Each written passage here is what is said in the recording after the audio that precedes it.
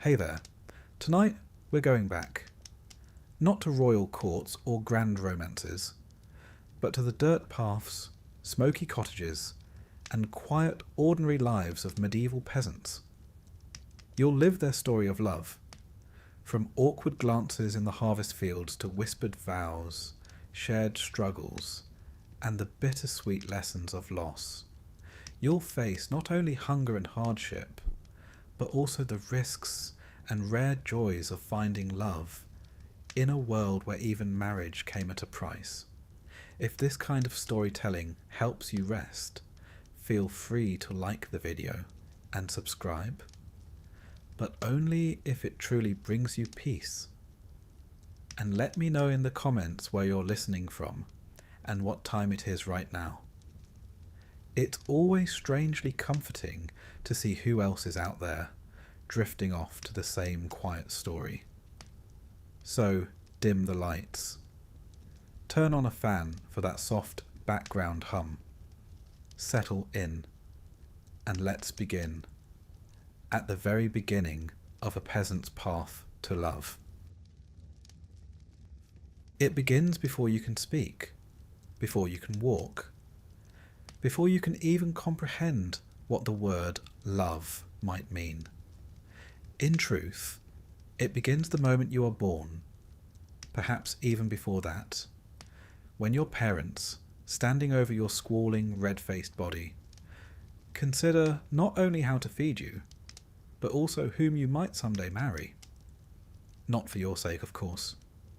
No, marriage among peasants in your medieval world is not a matter of romance or destiny or fluttering hearts.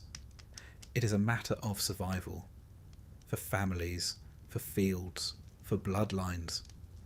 A matter of cattle, of dowries, and of how many mouths the common soil can sustain.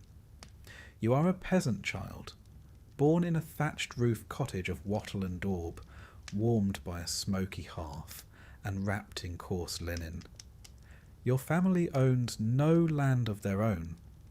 They work the strips of a lord's domain, labouring from sun-up to sundown in exchange for the right to survive another year. They count their wealth not in coins, which you rarely see, but in bushels of grain, the number of chickens scratching in the yard, and the health of your father's back. And you are another potential bargaining chip in this precarious life. If you are a daughter, your future lies in the dowry your father must scrape together, a sum of coins or goods to make you more appealing to a husband's family. If you are a son, your duty will be to marry a woman whose dowry might relieve some of your family's burdens. Either way, your heart's preferences will matter little. It is not uncommon for children to be promised to one another when still swaddled.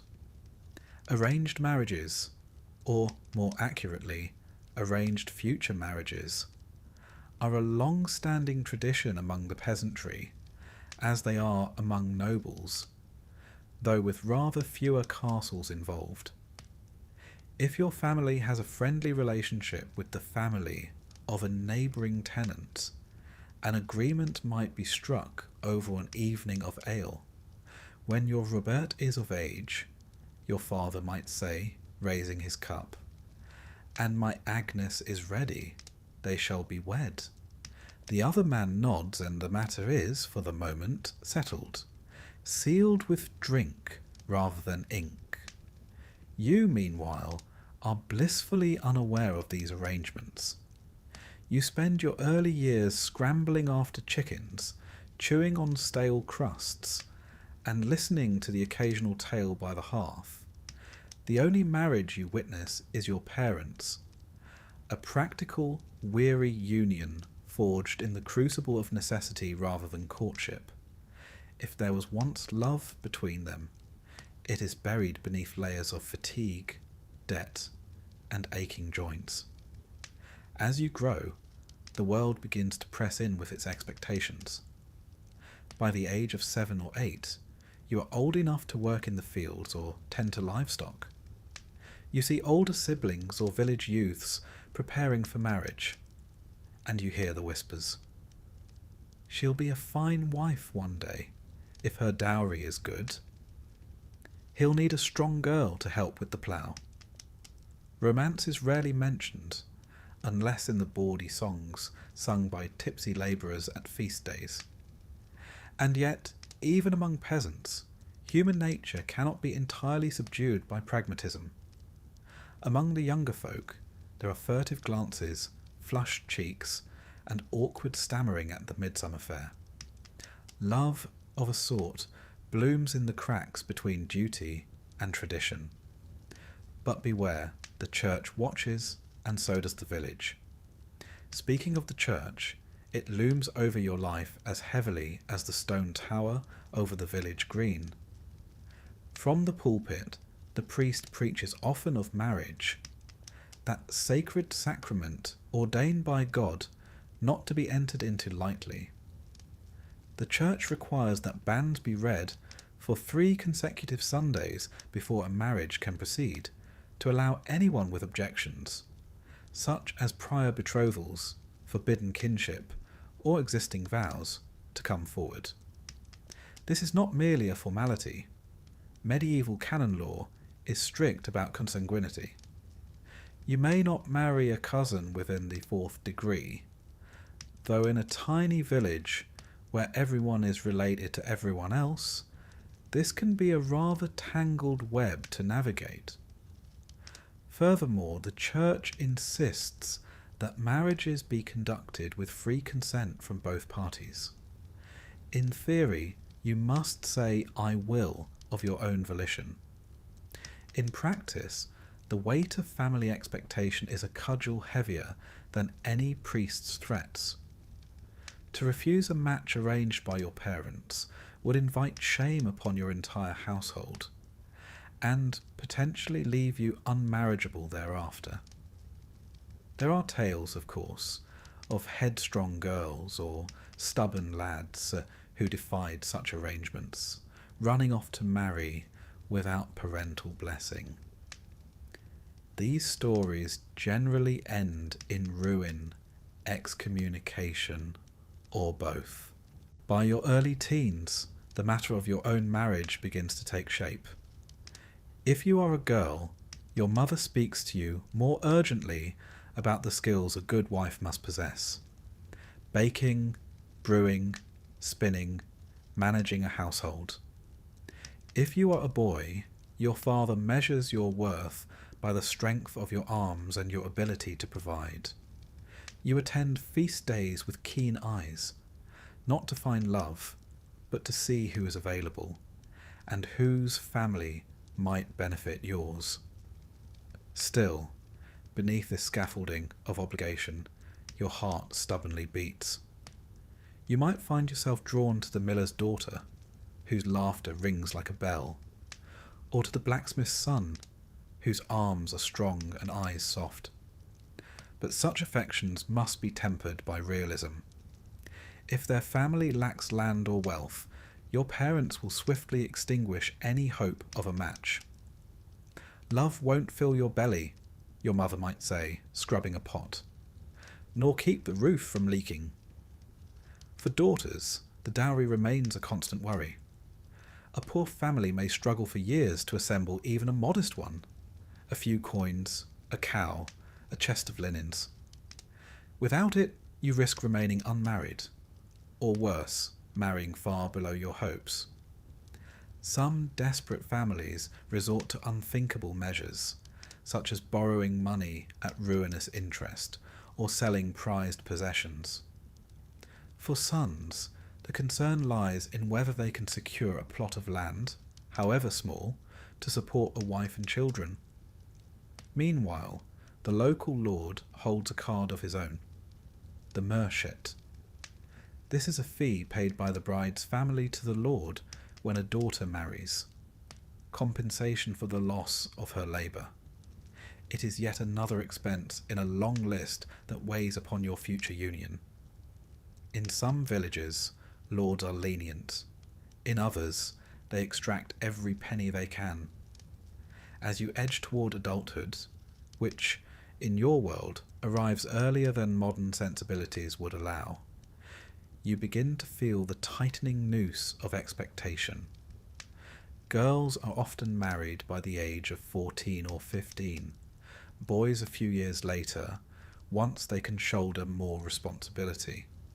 There is no time for long courtships or youthful dalliances. Life is short, uncertain, and marked by the drumbeat of the seasons. Famine or plague might sweep away your village tomorrow.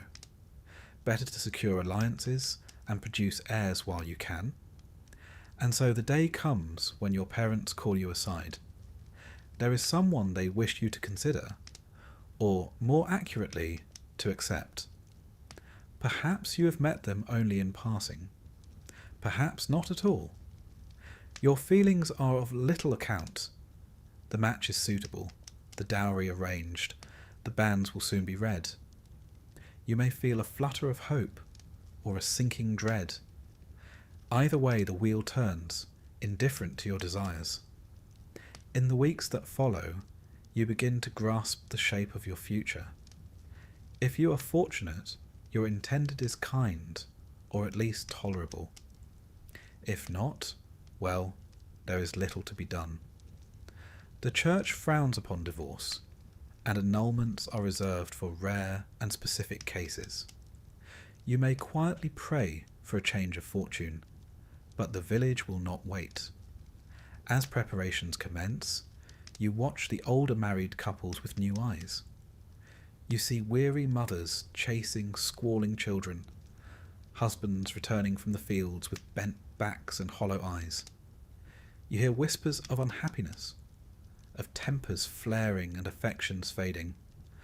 But you also see small moments of tenderness, a shared crust of bread, a weary smile, a hand grasped in comfort during illness. These, perhaps, are the true riches of a peasant marriage.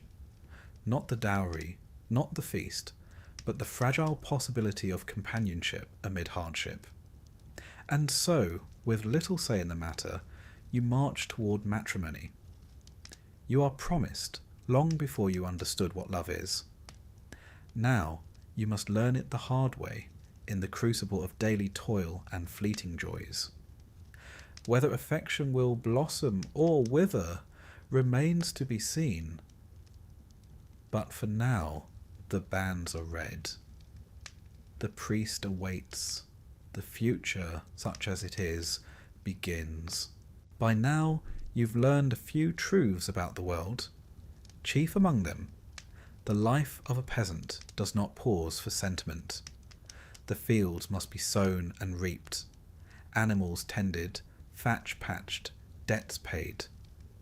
Love, if it exists at all in this hard life, must sprout like wildflowers between the stones, unexpected, fleeting, and often crushed underfoot.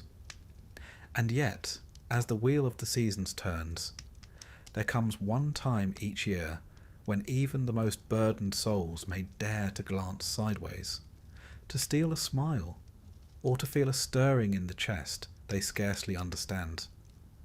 That time is the harvest. The harvest is no mere chore. It is the event upon which your entire survival hinges. If the yield is poor, the winter ahead will be one of hunger, sickness, and watching neighbours with hollow eyes bury their children in frozen soil. If the yield is good, the Lord will take his share, the church will take its tithe, and with any luck, your family may just scrape through until spring. This is the grim arithmetic of peasant life.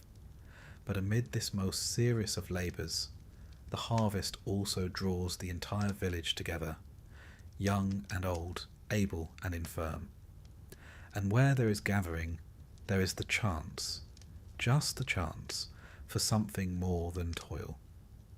You are of the age now when such things matter. Not a child, not quite an adult, but old enough that your gaze lingers longer than it should on certain faces. Old enough to feel a curious lightness when the blacksmith's daughter hands you a cup of water, her fingers brushing yours. Old enough that the sly comments of older peasants, once a source of confusion, now land with a blush. The harvest field, for all its back-breaking labour, becomes your accidental theatre of courtship.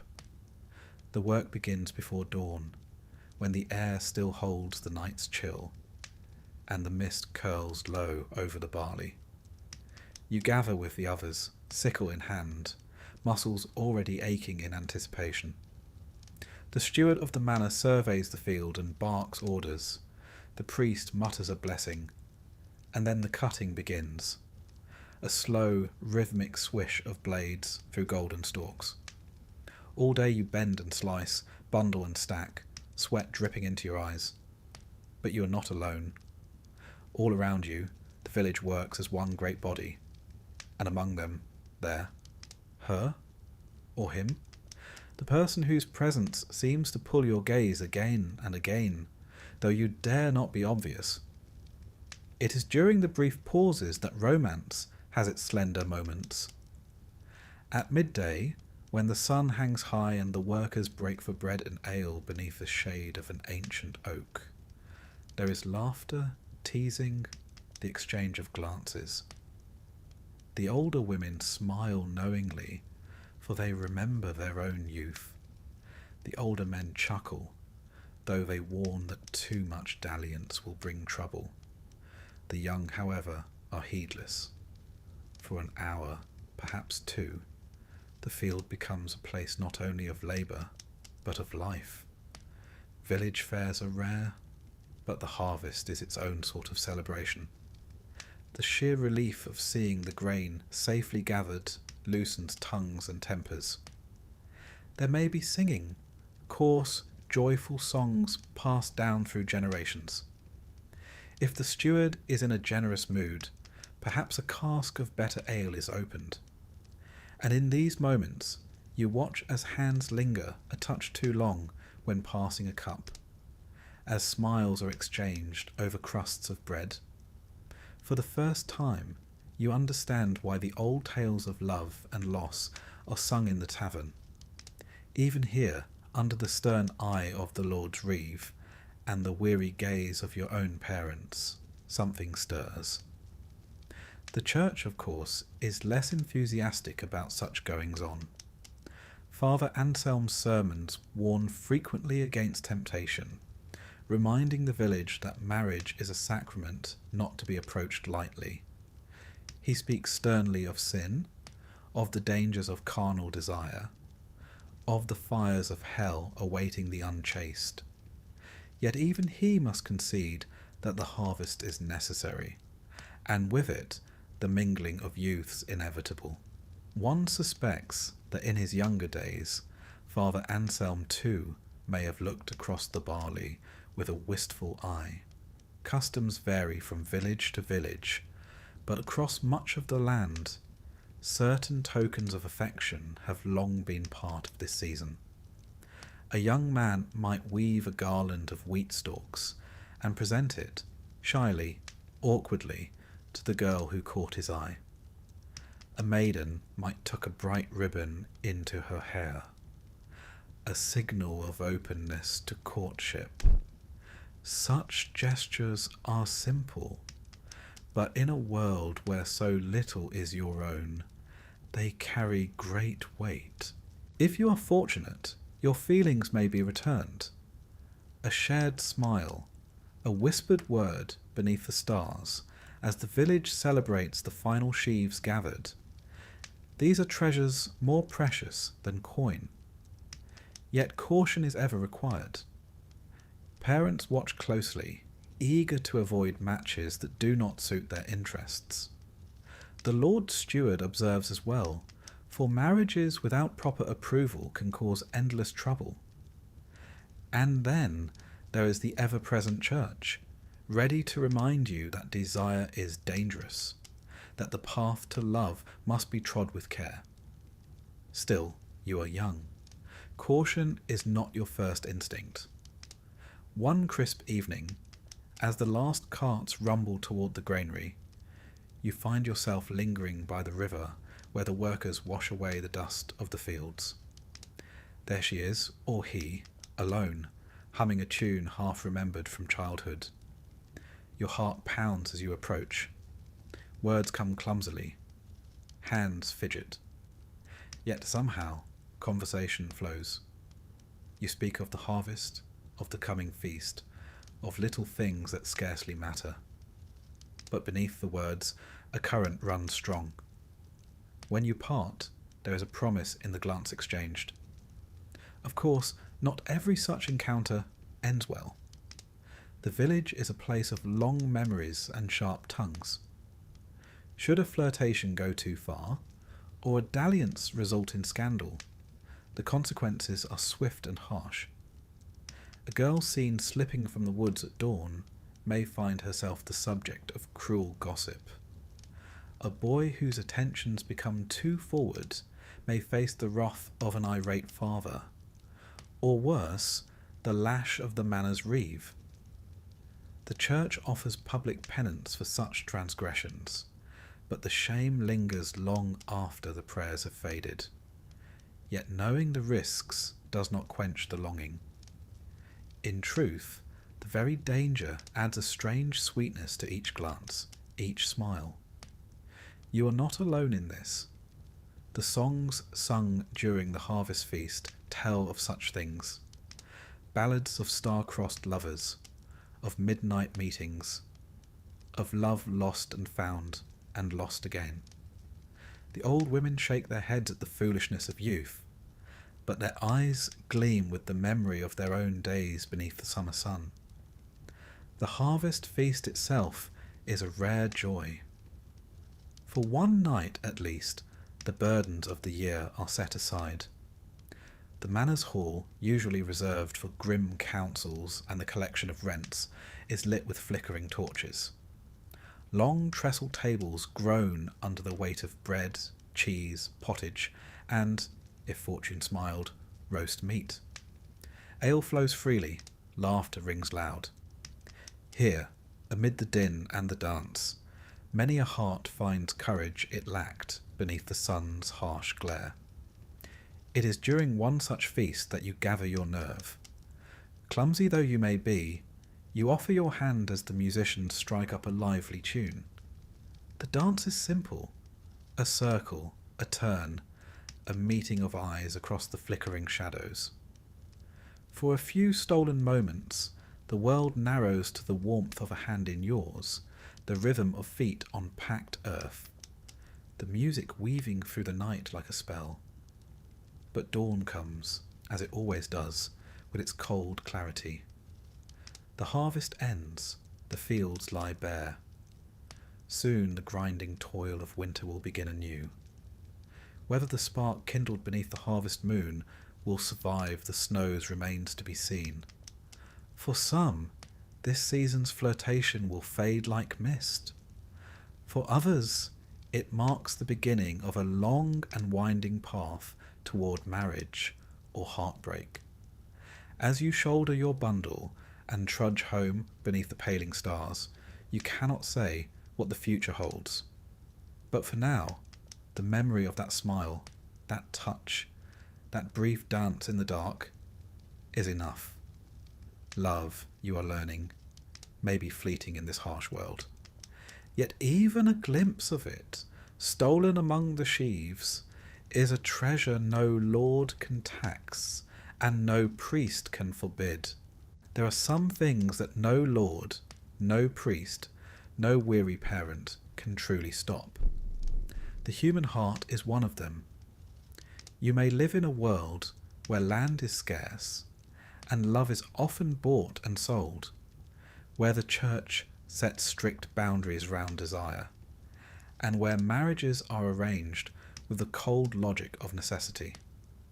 Yet even here, beneath the grey skies of your medieval village, affection blooms in secret.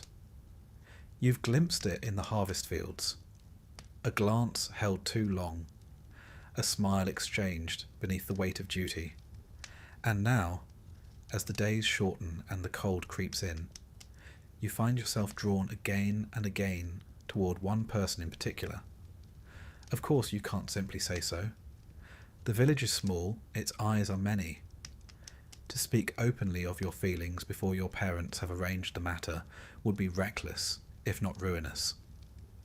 Gossip travels faster than the plague, and a single misstep could see you shamed, or worse, forced apart. So you turn to the ancient language of tokens. Secret gifts passed from one hand to another, each one carrying more meaning than 1,000 words spoken aloud. This is a custom as old as memory, practiced by peasants across the land. The objects themselves are simple, for what riches do you possess? A bright ribbon, perhaps, woven through the hair. A small handkerchief, embroidered clumsily in the dim light of the hearth. A carved wooden trinket. A heart, a bird, a ring, fashioned with care during long winter evenings. Such gifts are not extravagant, nor meant to be. Their value lies not in gold or silver, but in the time and thought they represent. If you are a boy, you may spend weeks crafting the perfect token. After the day's labour, you linger by the fire, knife in hand, whittling a piece of yew or oak into something that will, you hope, convey all that your tongue cannot.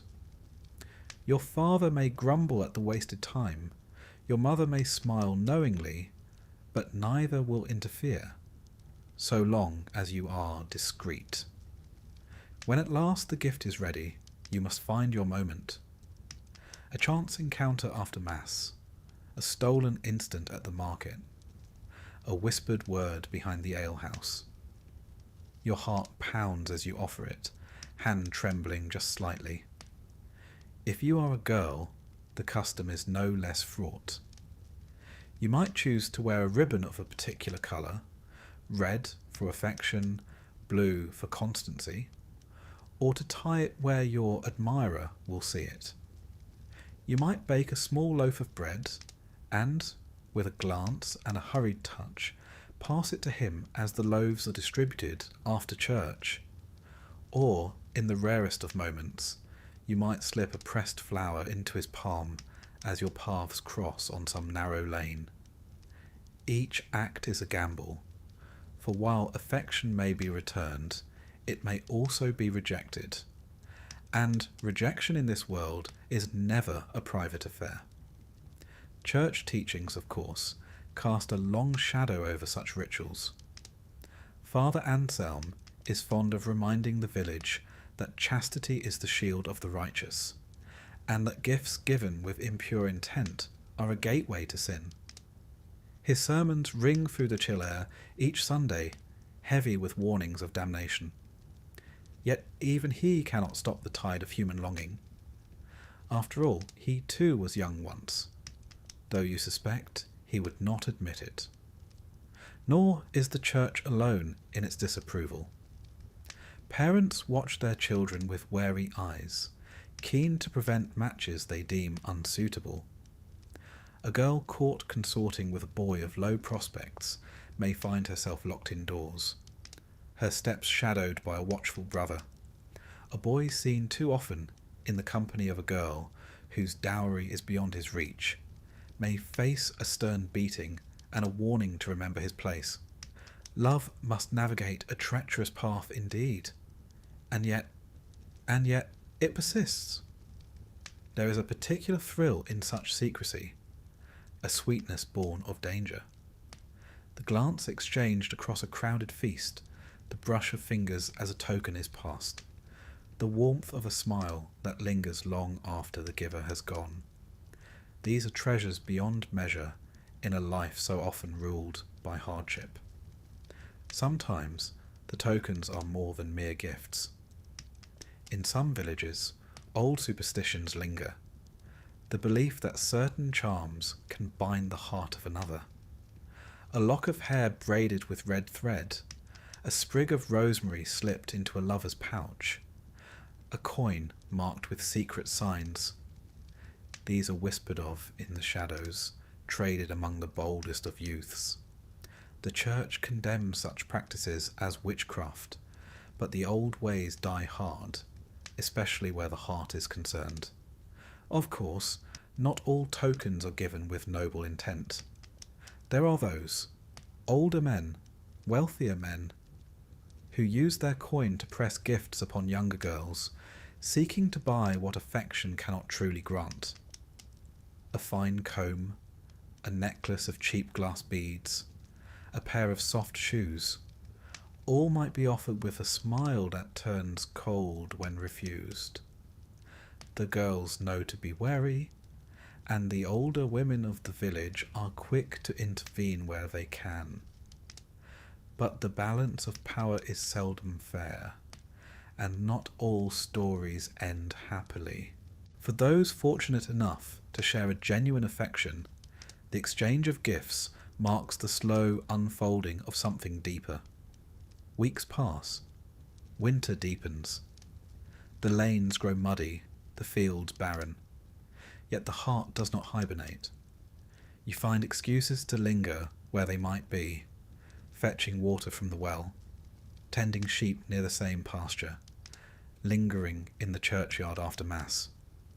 Words remain few, but the tokens accumulate, small anchors of hope against the relentless tide of daily toil. And then one day it happens. Perhaps at the edge of the woods, beneath the bare branches dusted with frost. Perhaps in the dim warmth of the alehouse, while the older folk are lost in drink.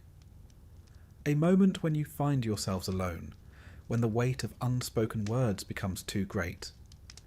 A hand brushes a cheek, a gaze meets yours without fear, and in that fragile instant, a kiss is given. Shy, uncertain, but burning with all that has been held back. It is a dangerous thing, this kiss. Should it be seen, tongues will wag. Should it be confessed, penance will be harsh. Yet for all the risk, it is worth more than any dowry, any marriage contract. It is perhaps the only part of this tangled dance that belongs solely to the two of you. In the weeks that follow, the exchange of gifts continues, now tinged with the knowledge of what has passed. The world remains the same, cold, hard, ruled by others, but within that shared space, a different world breathes. You are cautious, of course. The church watches, the village whispers. Yet beneath the stern gaze of Father Anselm, beneath the knowing smiles of older peasants, you carry on. There is an old saying, tokens given in secret will outlast winter's chill. Whether it proves true in your case remains to be seen. For now, each ribbon, each carving, each whispered word is a testament to the stubborn resilience of love, a force that no priest, no lord, and no weary parent can fully contain. And as you lie awake beneath rough blankets, the wind howling beyond thin walls, your fingers trace the edges of a token hidden beneath your pillow. Sleep comes slowly, but when it does, it carries dreams of that fleeting kiss, that shared smile, and the promise that perhaps, just perhaps, love may find a way. You would think, after all this time, after the glances, the gifts, and perhaps even a kiss stolen beneath the hedge, that love, or something resembling it, might be allowed to take its natural course. You and your beloved have walked a slow, uncertain path toward one another, sidestepping gossip, avoiding stern glances from your parents, and outlasting the long, watchful sermons of Father Anselm. You would think that the hardest part is behind you. But here is one of the great lessons of life in a medieval village. No matter what your heart may want, the church has the final word. Marriage is not, in your world, simply a matter between two people, nor even between two families. It is a matter between you, your partner, and God, with the church standing firmly between you and the Almighty, sleeves rolled up and ledgers open. Marriage is a sacrament, a sacred bond not to be entered lightly. That is the message pounded from the pulpit each Sunday, sometimes with the subtlety of a blacksmith's hammer. Father Anselm takes particular pride in reminding you all that without the Church's blessing, a marriage is no marriage at all, merely a dangerous scandal that will damn not only the couple involved, but quite possibly the entire village by association. One can never be too careful with such things. And so you find yourself not in the sweet throes of romance, but rather in the tangle of ecclesiastical bureaucracy. If you and your beloved are to marry, truly marry in the eyes of God and man, there are certain hoops to be jumped through. The first is the reading of the banns. The banns are a public announcement of your intent to wed, read aloud during Mass on 3 consecutive Sundays. They serve a dual purpose: to inform the community and, more importantly, to flush out any impediments. The priest will stand before the congregation, voice echoing through the chill air of the church, and solemnly proclaim, "If any man knoweth cause or just impediment why these persons should not be joined together in holy matrimony, let him now declare it." This is not mere formality. In a world of tangled family trees and often spotty records, the banns are the Church's way of giving everyone a chance to object, be it for reasons of consanguinity, prior betrothal, vows to the Church, or other murky complications. And here is where things become interesting. The Church is obsessed, perhaps rightly, with preventing marriages between close kin. The rules of consanguinity are complicated enough to give any poor peasant a headache. You are forbidden to marry anyone within 4 degrees of kinship, which roughly translates to anyone up to a second cousin. In a small village where nearly everyone is related in some fashion, this makes the pool of eligible partners rather shallow. Families often rely on the collective memory of the community to keep track, which, as you might imagine, is an imperfect system at best. Then there is the matter of betrothal. A betrothal, or espousal, is not simply an informal promise. In the eyes of the Church, a formal betrothal made with mutual consent, especially if sealed with a physical relationship, is nearly as binding as marriage itself. To attempt to marry someone else while still bound by such a promise is grounds for annulment or worse. And in a world where whispered words and secret trysts are not uncommon, the question of who is truly free to marry can become a thorny one. If no objections are raised during the banns, a tense 3 weeks during which you and your beloved pray for the silence of the pews, you may proceed, but not without further considerations. The Church requires that the marriage be conducted openly, with witnesses present. This is meant to protect against forced unions and clandestine marriages, a growing concern in an era where young lovers sometimes flee parental control in search of a sympathetic priest. The ceremony must be held in a church before the altar, with at least 2 witnesses besides the priest. Anything less is considered illicit, if not outright invalid. Of course, the Church's ideal and the village's reality do not always align. In practice, peasants sometimes circumvent these requirements through quiet understandings or informal arrangements. A couple might be married in the eyes of their neighbours long before they step before the altar, especially if circumstances, a sudden pregnancy, a disputed inheritance, or the looming shadow of war, press matters.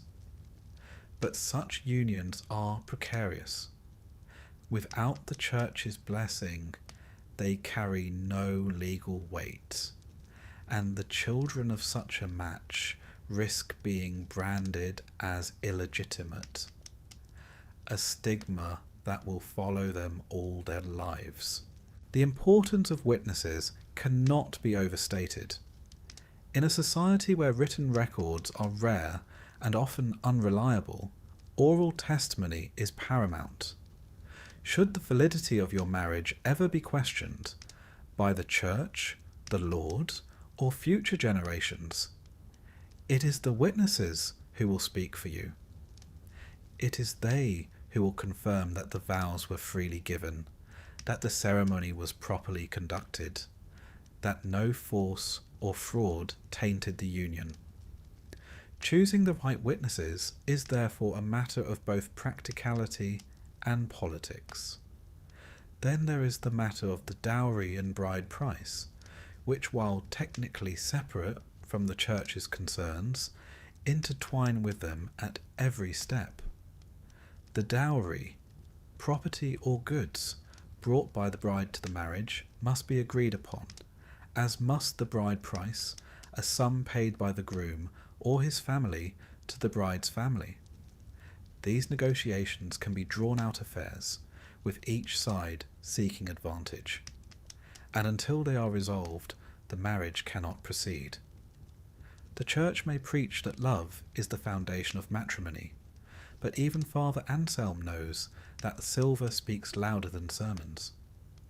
In some cases, the process drags on for months or even years. If the families are poor, they may struggle to raise the necessary dowry or bride price. If land is involved, disputes over inheritance can stall the match indefinitely. And always, the shadow of the Church looms, ready to intervene if the process strays too far from its prescribed path. For you and your beloved, the waiting is agony. Each week that passes without progress feels like a lifetime. You snatch brief moments together, a whispered conversation after Mass, a stolen glance across the market. But the future remains uncertain. The banns have been read without objection, but the dowry negotiations drag on. Your father grumbles about the bride price. Her mother frets about the dowry linens. The priest warns against impatience, but patience is a hard virtue to practice when the heart is full. In the meantime, there are other hurdles to clear. The Church requires that both parties be of lawful age, 12 for girls, 14 for boys, though in practice marriages often occur later, especially among the peasantry where economic considerations take precedence. Both parties must consent freely, though again, the Church's definition of freely is somewhat elastic when parental pressure is involved. The priest will ask the necessary questions. Do you come of your own will? Do you take this person to be your lawful spouse? But few have the courage to speak against their families in such a public forum. Even after the ceremony is finally arranged, there remains one last moment of suspense. On the day of the wedding, the priest will again ask if anyone knows of any impediment. The congregation shifts uneasily. The air is thick with tension. One word of objection, and the marriage could be halted on the very threshold of fulfillment. You and your beloved clasp hands tightly, praying for silence. And then, at last, the vows are spoken, the rings exchanged, the nuptial blessing given. You are husband and wife in the eyes of the Church, of the village, and of God.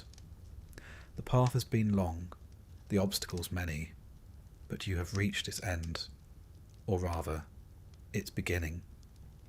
Yet even now, the Church's hand does not withdraw.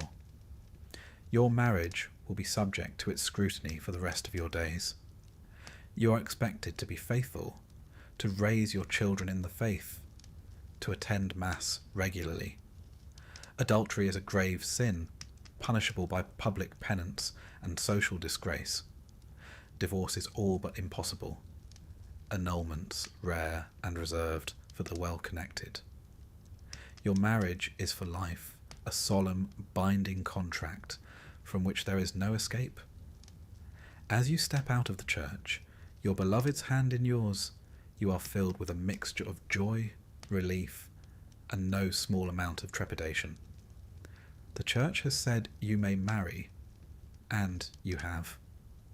What comes next will test the strength of your vows and the resilience of your love. For in this world, marriage is not a fairy tale, but a crucible, and only time will tell what it will forge. So, the church has said yes, the banns have been read, the village has held its breath through 3 tense Sundays, and no objections have been raised. You and your beloved have exchanged all the right glances at all the right times. Your families, at long last, have stopped glaring at one another across the market square.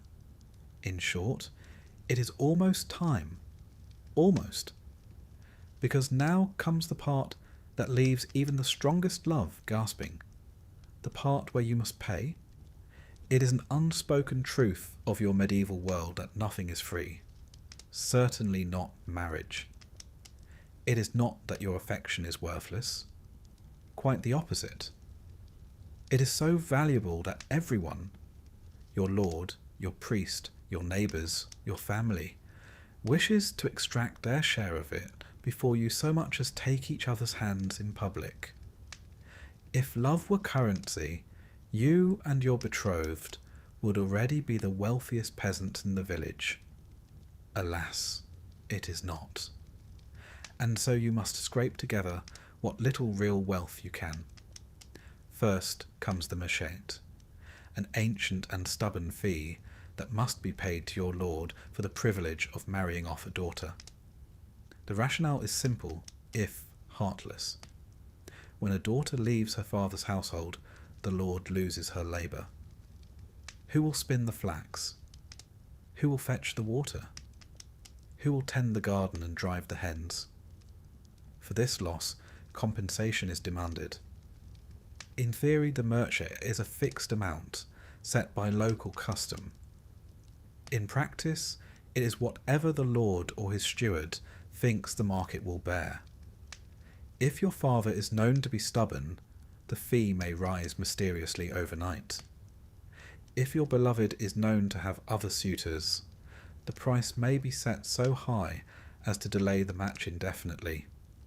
A blunt tool of social engineering wielded by those in power. What does the fee look like? For the wealthier peasants of your village, the miller's family, the reeve's kin, it might be paid in silver pennies.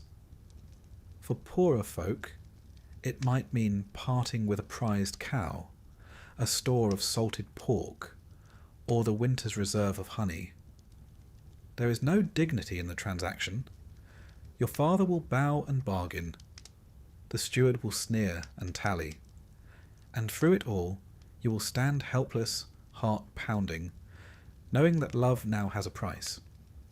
And the church, naturally, expects its share as well. Father Anselm may be a holy man, but he is not above practical concerns. There are fees for the reading of the banns, fees for the use of the church, fees for the priest's time, not to mention the expected offerings of bread and ale, without which no ceremony proceeds smoothly. The parish needs candles after all, and the priest's robes do not mend themselves. You will see your mother counting out coins late at night, her hands trembling. You will hear your father cursing the steward beneath his breath. You will wonder, not for the first time, why two people's simple wish to share their lives must involve so much counting and bargaining. But the expenses do not end there. There is the dowry, the goods or property your beloved must bring to the marriage. In your world, dowries are as varied as the people who provide them. For a daughter of modest means, it might include a chest of homespun linen, a few pots and pans, perhaps a goat or a small pig. For a wealthier girl, land might be included, though such arrangements are rare and fraught with complications. The dowry is not a gift of generosity, it is insurance. Should the marriage fail, through death, abandonment, or scandal, the dowry ensures that the bride will not be left destitute. It is also a symbol of status. A good dowry raises a family's standing. A poor one brings whispers and pity. You will see the effects of this keenly. The mason's daughter, whose dowry included a rare set of copper cooking pots, is now the envy of the village. The weaver's second girl, whose father could spare little more than a single hen and some patchy linens, remains unwed, not for lack of charm, but for lack of coin. Love, it seems, is not immune to the market. Then there is the bride price, the sum or gift your family must pay to the bride's family. Again, the church insists this is not a purchase. Of course not. It is a gesture of goodwill. But no one is fooled. The bride price is a practical recognition of the work and resources the bride's family has invested in her upbringing. Here the bargaining becomes delicate. Too low a price offends. Too high a demand breeds resentment. You will watch your father and your beloved's father circle one another like wary cocks, each unwilling to yield ground. The negotiations may take days, or even weeks. In the meantime, you and your beloved must wait, powerless, hopeful, and utterly at the mercy of forces beyond your control. As if that were not enough, there remains the matter of the wedding feast. No peasant marriage is complete without one. The village expects it. The memory of your feast, whether generous or stingy, will linger in local gossip for years to come. It is a social investment as much as a celebration. But feasts cost money. Bread must be baked in vast quantities. Ale must be brewed in advance, a process requiring not only skill, but expensive malt. If fortune smiles, there will be meat, a pig slaughtered for the occasion, or perhaps a few chickens roasted on spits. There must be music too, a fiddler, if one can be found, or at least a drummer with a steady hand. All of this falls upon your family. The preparations begin weeks in advance. Mothers and daughters gather to knead dough and stir vats of ale. Fathers and sons prepare the site, sweeping the village green, mending tables, gathering wood for fires. It is exhausting, expensive, and absolutely essential. And still, the hidden costs mount. New clothing must be prepared for the bride and groom. Even the poorest peasants will contrive some token of finery. A fresh wreath of flowers, a clean linen smock, a belt of tooled leather. Gifts must be provided for key figures, the priest, the witnesses, the Lord Steward. Every item adds another weight to the family's burden. In the weeks before the wedding, you will witness the strain firsthand. Your father will grow silent and grim. Your mother will fret over the dowry chest, adding and removing items with shaking hands. Your beloved's parents will argue over the bride price, voices rising late into the night. Through it all, you and your betrothed will cling to hope, to stolen moments of reassurance. Yet not all stories end so well. In your village alone, there are sad examples. Will Tanner and Bess Miller, who loved fiercely but could not raise the machete. Their match languished until a wealthier suitor appeared, and Bess was married off elsewhere. Tom Shepherd and Joan Fletcher, whose dowry negotiations collapsed amid accusations of greed. Their tale is now a cautionary one, retold by gossips at the alehouse. You and your beloved know these stories well. They haunt your dreams. Each delay, each new demand, stirs fresh fear. Yet somehow your families persevere. Sacrifices are made. Your mother parts with a treasured wool cloak. Your father sells an old but reliable plough horse. Friends and neighbours contribute where they can. A side of bacon here, a basket of apples there.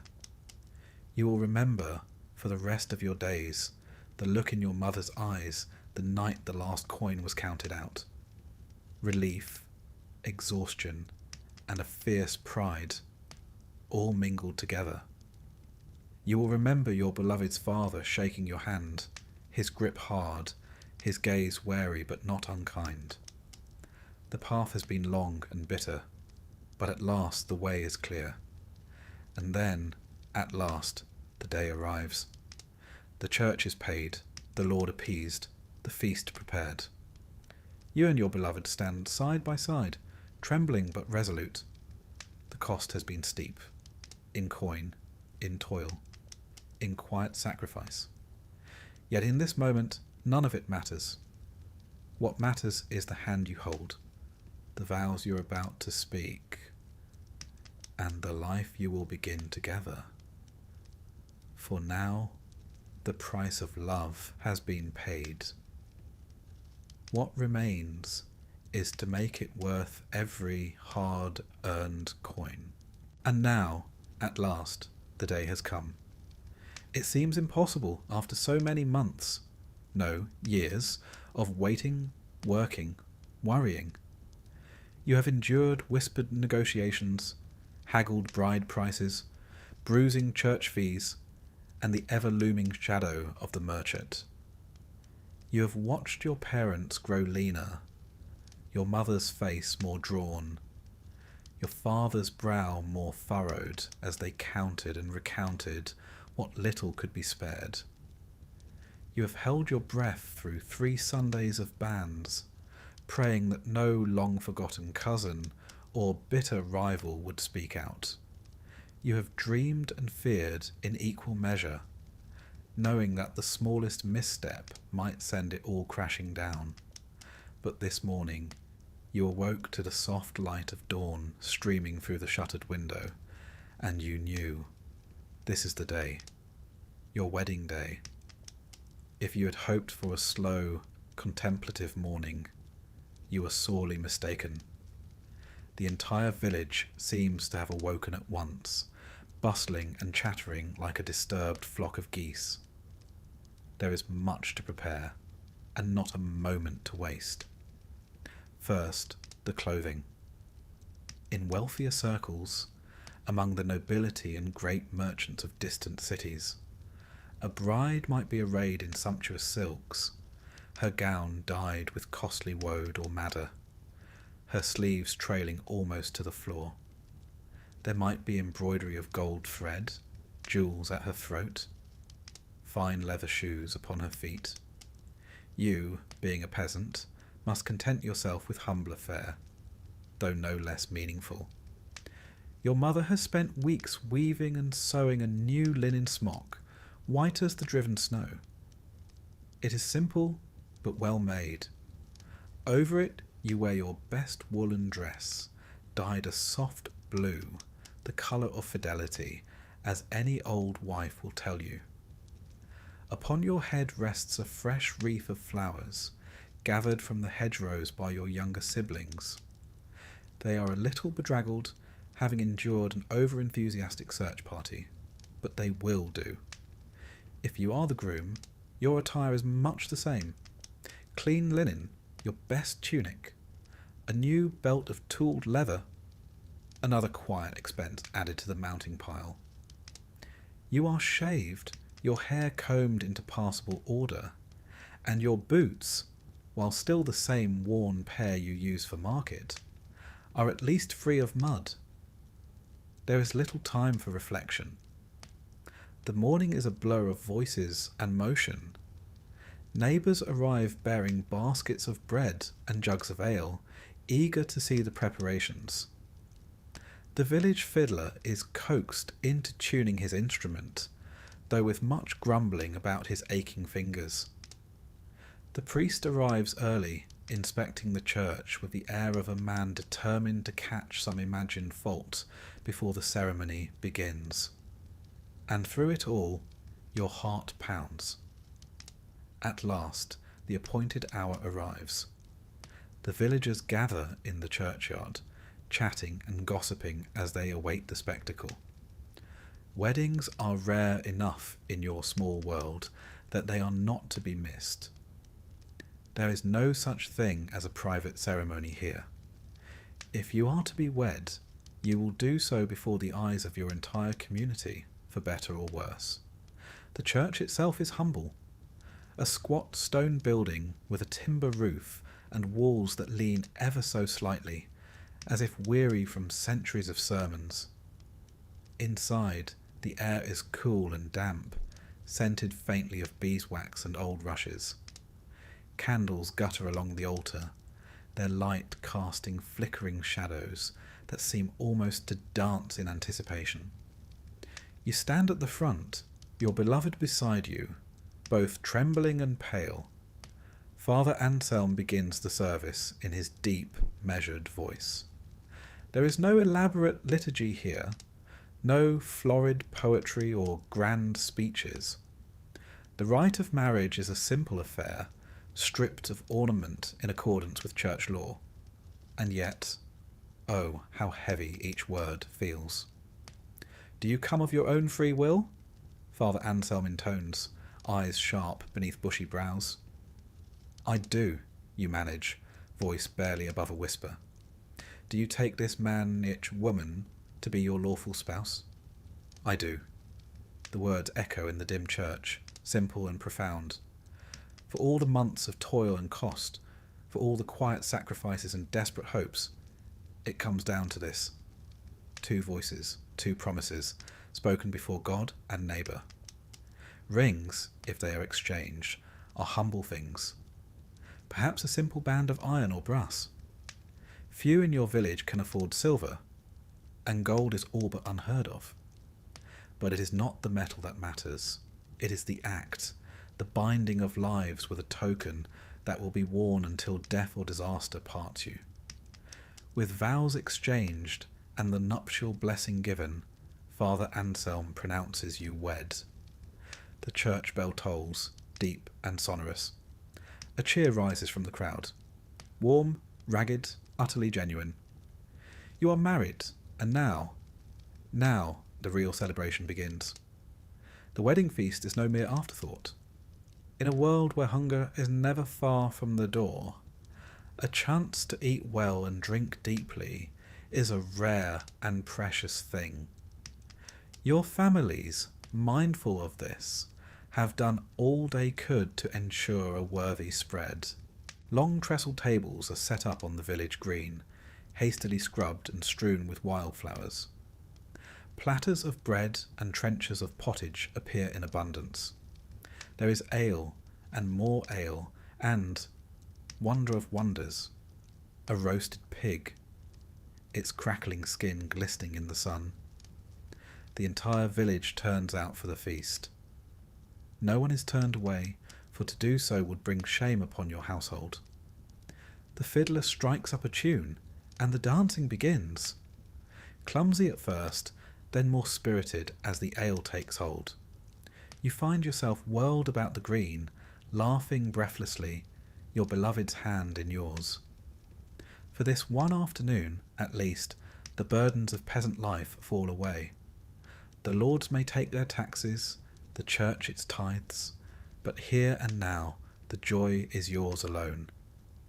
Amid the revelry there are traditions to observe. Some are sweet, the sharing of the bridal loaf, where guests break off pieces of bread as a blessing for the couple. Others are less so. The inevitable ribald songs and jests which no wedding escapes. Even Father Anselm cannot entirely suppress a wry smile as the fiddler launches into a particularly bawdy ballad about a shepherd and a milkmaid. Children dart between the tables, snatching scraps and chasing one another with wild glee. Old women offer solemn advice to the bride, most of it contradictory. Old men slap the groom on the back, dispensing wisdom of the "you'll need plenty of ale to survive married life" variety. And through it all, you and your beloved steal moments together. A whispered word here, a lingering glance there. The weight of what lies ahead, the shared bed, the shared struggle, looms large. But for now, joy eclipses fear. As evening falls, the time comes for the bedding ceremony, a ritual as ancient as marriage itself. In some places, this is a public affair, with the couple escorted to their chamber amid cheers and jests. In others, mercifully, it is more discreet. In your village, the custom is simple. The newlyweds retire early, accompanied by a handful of close family and friends. The bed is blessed, the couple tucked beneath the covers, and the guests depart with much laughter and clapping. And then, at last, you are alone. The reality of marriage settles in. The fire burns low, casting flickering shadows across the small chamber. You lie beside your spouse, heart racing, mind awash with hope and dread. The practicalities of the day fall away, leaving only the uncertain, tender path that begins now. You may not know what lies ahead. There will be hardships, of that you can be certain. Famine, illness, the grinding toil of peasant life, all will test your bond. There will be moments of anger, of disappointment, of exhaustion. But there will also be moments like this, small, quiet, precious. As you drift into uneasy sleep, hand entwined with your beloveds, you hold one thought above all others. Whatever comes, you will face it together. And that, in the end, is worth more than all the bread, ale, and coin in the world. It is one thing to stand hand in hand before the priest, your heart swollen with hope, your future stretched out before you like a sunlit path. It is quite another to walk that path once the sun has set and the road turns to mud beneath your feet. Marriage, you soon learn, is no grand romance in a medieval peasant's world. It is a daily struggle, a relentless partnership, forged not in candlelit evenings or whispered vows, but in the grind of survival. You will share joy, yes, but far more often you will share hunger, illness, grief, and bone-deep weariness. The morning after your wedding, the real work begins. You rise not to the strains of love songs, but to the shrill cries of livestock, the thud of axe against wood, the clatter of pails at the well. Your spouse is no longer a distant figure, glimpsed across the field or coyly approached after mass. They are now your partner in all things, your fellow labourer, your closest ally, your mirror in misfortune. And misfortune is never far away. Your first year together begins with a modest optimism. The grain stores are healthy enough. The cow has calved. Your spouse proves adept at the loom or the plough. You work side by side, hands blistered, backs bent, yet heart steady. There is satisfaction, if not ease, in the shared effort. On rare evenings, you smile at one another across the hearth, a flicker of warmth beneath the soot and sweat. But then the rains come late, or too soon. The harvest is thin. The Lord's tithe is not. You watch with a sick heart as your hard-won grain is measured out beneath the steward's sharp gaze, sack after sack vanishing into the manor's granary. What remains must feed you through the winter. It will not be enough. Hunger is the first great test of your marriage. It begins subtly. A thinner pottage here, a skipped meal there. You tell yourselves it is temporary, that spring will come soon. But the weeks drag on, and the cold deepens. Your spouse's cheeks grow hollow. Your own hands tremble as you work. The children, if you have them, cry at night, their bellies cramping with emptiness. You argue more now, quietly at first, then with bitter words. Whose fault is it that the stores were not fuller? Who should have bartered more wisely, worked more fiercely? Resentments simmer beneath the surface, stoked by gnawing hunger, and the grim knowledge that the neighbour's table may be better stocked. Yet there are moments of unexpected grace. One bitter night, you and your spouse huddle beneath threadbare blankets, bodies pressed close against the cold. In the darkness, old anger melts away. You whisper old jokes, old hopes. You remind yourselves why you chose each other, why you fought so hard to wed. It is not enough to fill your stomachs, but it strengthens the bond between you. And then comes the next trial, illness. The village is no stranger to plague. You have seen neighbours carried to the churchyard on rough-hewn biers, their faces shrouded, their families weeping. When the sickness comes to your own hearth, it strikes like a thief in the night. Your spouse lies burning with fever, eyes glassy, breath ragged. You sit by their side, cloth in trembling hand, praying to saints whose names you scarcely recall. You bargain with God. You curse him. You promise anything if only this life, the life you have chosen, might be spared. Sometimes the prayers are answered. You rejoice in tearful relief as your spouse stirs, their fever broken, their voice weak but living. You nurse them back to strength, each small recovery a triumph. But sometimes the prayers fall on deaf ears. The sickness takes what it will. You have seen strong men felled in days, young women gone before their time. The village priest preaches acceptance, but acceptance is a cruel companion when your heart is hollowed by grief. If death comes, it tests the very soul of your marriage. Widowhood is not a romantic sorrow in your world. It is a practical catastrophe. Without a partner, how will you work the land? Who will help tend the children? How will you pay the Lord's taxes or meet the church's demands? Widows often remarry swiftly, not from disloyalty, but necessity. The village understands this. A woman left alone too long risks ruin. A man without a wife cannot manage house and field alone. Yet each new union carries ghosts of the old. The heart does not forget so easily.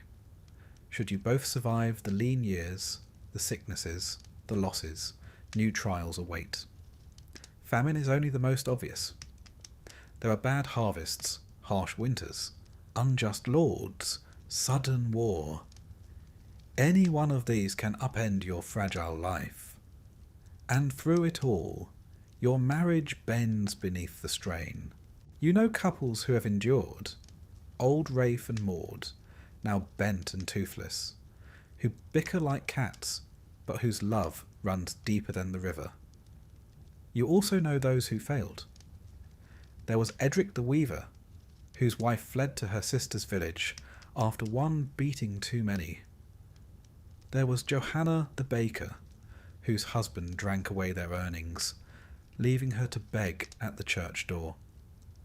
The church preaches the sanctity of marriage, the indissoluble bond. Divorce is unheard of among peasants. Annulments are the privilege of the wealthy or well-connected. In truth, marriages that sour simply decay in place. Some couples drift apart, living parallel lives beneath the same thatch. Others fight bitterly, their household a battleground. And some, grimly determined, simply endure, clinging to duty where love has faded. Yet amidst the hardship, there is also resilience. You and your spouse learn to read each other's silences, to anticipate moods and needs. You share small triumphs, a good harvest, a healthy child, a rare feast day with meat on the table. You lean on each other through grief, through hunger, through the long grey months when hope seems a stranger. There are quiet moments too, when the bond between you feels almost unbreakable. A shared glance across the field as the sun sets. The feel of a familiar hand in yours beneath the churchyard yew. The warmth of two bodies beneath a rough-spun blanket on a winter's night. Love in your world is not grand or poetic. It is not the stuff of courtly songs or noble tales. It is a stubborn, weathered thing, like the stones that line your field walls. It endures not because it is easy, but because it is necessary. Because in a world so quick to take, to wound, to destroy, it is one of the few treasures you can truly claim as your own. And yet, not every bond survives. You know this. You have seen it. Sometimes the weight grows too great. Hunger saps the spirit. Grief hardens the heart. A careless word becomes a festering wound. There are couples in your village who share a roof but nothing else, who pass each other like ghosts, their love long since buried beneath bitterness. You pray that this will not be your fate. You and your spouse are determined, stubborn. You remind each other of what you have endured, of why you chose this path. And when the world presses hardest, you find solace not in grand gestures, but in small, stubborn acts of kindness. A cup of water drawn without being asked. A weary smile offered at the end of a long day. A hand reaching out in the dark. These are the bricks from which your marriage is built. Not the feast, not the priest's blessing, not even the vows themselves. It is what you do each day, together or apart, that shapes the life you now share. And so, beneath the turning of the seasons, through lean years and fat, through sickness and health, you endure. You endure together when you can. You endure apart when you must. And in that endurance, you find something rarer than romance, something stronger than the church's blessing or the village's gaze. You find love, real love.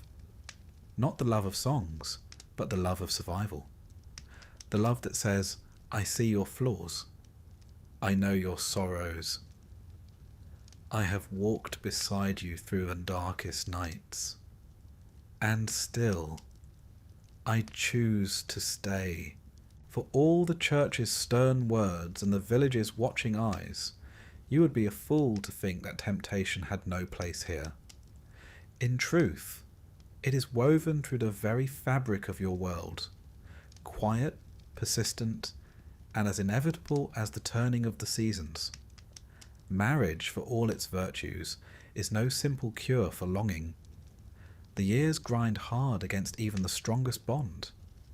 Hunger, grief, exhaustion, these leave little room for tenderness. Your days are spent in the fields or at the loom, your nights beneath rough blankets with bones aching and patience worn thin. Love, in such a life, is a choice renewed each morning, not a constant flame. And sometimes the choice falters. You see it in small things first. A glance held too long across the market. A smile that lingers past propriety. A pair of villagers who seem always to be fetching water at the same time, or who disappear together after mass beneath the sheltering trees. The signs are subtle, but in a village where no secret stays buried for long, they soon grow obvious. You remember well the story of William the Miller, a broad-shouldered man with a booming laugh, and a wife as sharp-tongued as she was weary. When the young widow Alice Weaver came to the mill seeking grain, no one thought much of it. Widows must tend their households as best they can. But when Alice began to visit more often, her visits timed suspiciously close to William's hours alone, the village noticed. Whispers grew louder. Glances turned sharper. It came to a head one bitter winter evening, when William's wife, worn thin by months of suspicion, followed him to the mill under the cover of dusk. What she found, what half the village soon heard of, left no room for doubt. The scandal consumed the village for weeks. William was forced to perform public penance, stripped to his shirt before the church, head bowed in shame. Alice fled to her cousin's village, her reputation in ruins. And they were not the first nor the last. The church preaches loudly against adultery. It is both sin and crime, punishable by harsh penance and lasting disgrace. A man caught straying may find himself flogged or forced to pay heavy fines. A woman risks even greater ruin, public shaming, loss of status, and, if her husband is unkind or powerful, worse fates still. Yet despite the risks, temptation persists. The reasons are many. Some marriages, forged by family duty rather than affection, wither in silence. A wife married young to a man, twice her age, may find little warmth in his bed. A husband, bound to a woman chosen for dowry rather than love, may seek comfort elsewhere. The human heart is not so easily governed by law or fear. Then there is the simple loneliness of peasant life. Days spent in the fields, nights spent tending hearth and children. These leave little room for closeness. A kind word from a neighbour, a shared smile in the shadows, can spark longing in even the most dutiful soul. An opportunity, though rare, does arise. Communal tasks, harvest, sheep shearing, feast preparations, bring villagers together in ways that test even the firmest resolve. The ale flows freely. The air hums with song and laughter. Under such a spell, the distance between temptation and action can be perilously short. The Church attempts to combat this with strict moral teaching. Father Anselm's sermons spare no detail in describing the fires of hell that await the unfaithful. He speaks of eternal torment, of demons who delight in punishing lust. His words ring through the cold stone of the church, heavy with righteous fury. And yet, even Father Anselm cannot watch every hedgerow, every shadowed lane. It is not only the married who risk scandal. The young, too, tread a dangerous path. Courtship is brief and chaste in theory, but in practice, well, you remember Elena, the blacksmith's daughter, whose laughter was bright and whose glances were bolder than wise. When she began meeting Thomas Cooper beneath the old oak after vespers, the village buzzed with gossip. Their meetings, innocent at first, soon turned less so. When Elena's belly began to swell, no banns had been read, no vows exchanged. The scandal was swift and merciless. Thomas was dragged before the priest and made to confess his sin. A hurried marriage followed, but the stain remained. Elena's child would bear the mark of shame in many eyes, though none dared say so aloud. Such tales are cautionary, yet they do little to deter others. Youth is headstrong, and the heart often foolish. Love charms and folk magic remain common, despite the church's harsh condemnations. Girls may wear sprigs of rosemary to attract a suitor, or tie knots in their garters to bind a lover's affection. Boys carve tokens or whisper charms beneath the new moon. The line between innocent affection and scandal is thin and easily crossed. You and your spouse tread this world with care. The bond between you has weathered much. Hunger, illness, grief. But even strong marriages are not immune to temptation. You catch the lingering glance your spouse casts at another during the feast. You feel the pull yourself when a neighbour's laughter stirs a long-forgotten longing. In these moments, choice matters most. Some give in, seeking fleeting comfort at great cost. Others turn away, clinging to duty, to honour, to the fragile trust that binds two lives. The village watches always. No act goes unseen for long. A secret meeting in the woods may seem safe, but tongues wag and eyes pry. A whispered word at market may reach a jealous ear, and when scandal breaks, it spreads like wildfire. Public penance is the church's weapon against such sin. The guilty must stand before the congregation, clothed in rough sackcloth, head bowed, a candle in trembling hands. They confess their sin aloud, faces burning with shame. The community watches in grim silence, judgment thick in the air. Yet not all scandals end with penance. Some tear families apart. A husband may drive a wayward wife from his home. A wife, her heart hardened by betrayal, may curse her husband and leave. Children caught in such storms bear scars that no sermon can heal.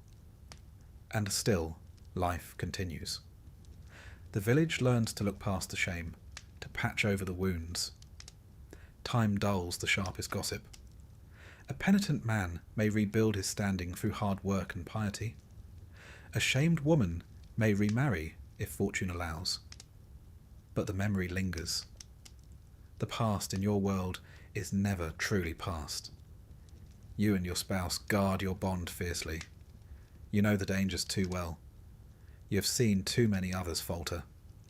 The temptation remains, inevitable as hunger, as grief. But choice remains too. Each day you choose again to honour the vows once spoken beneath flickering candles. For love, in your world, is no idle thing. It is a labour, a commitment renewed in the face of hardship and longing alike. And when temptation lurks, as it always will, you remember this. You have built a life hard won.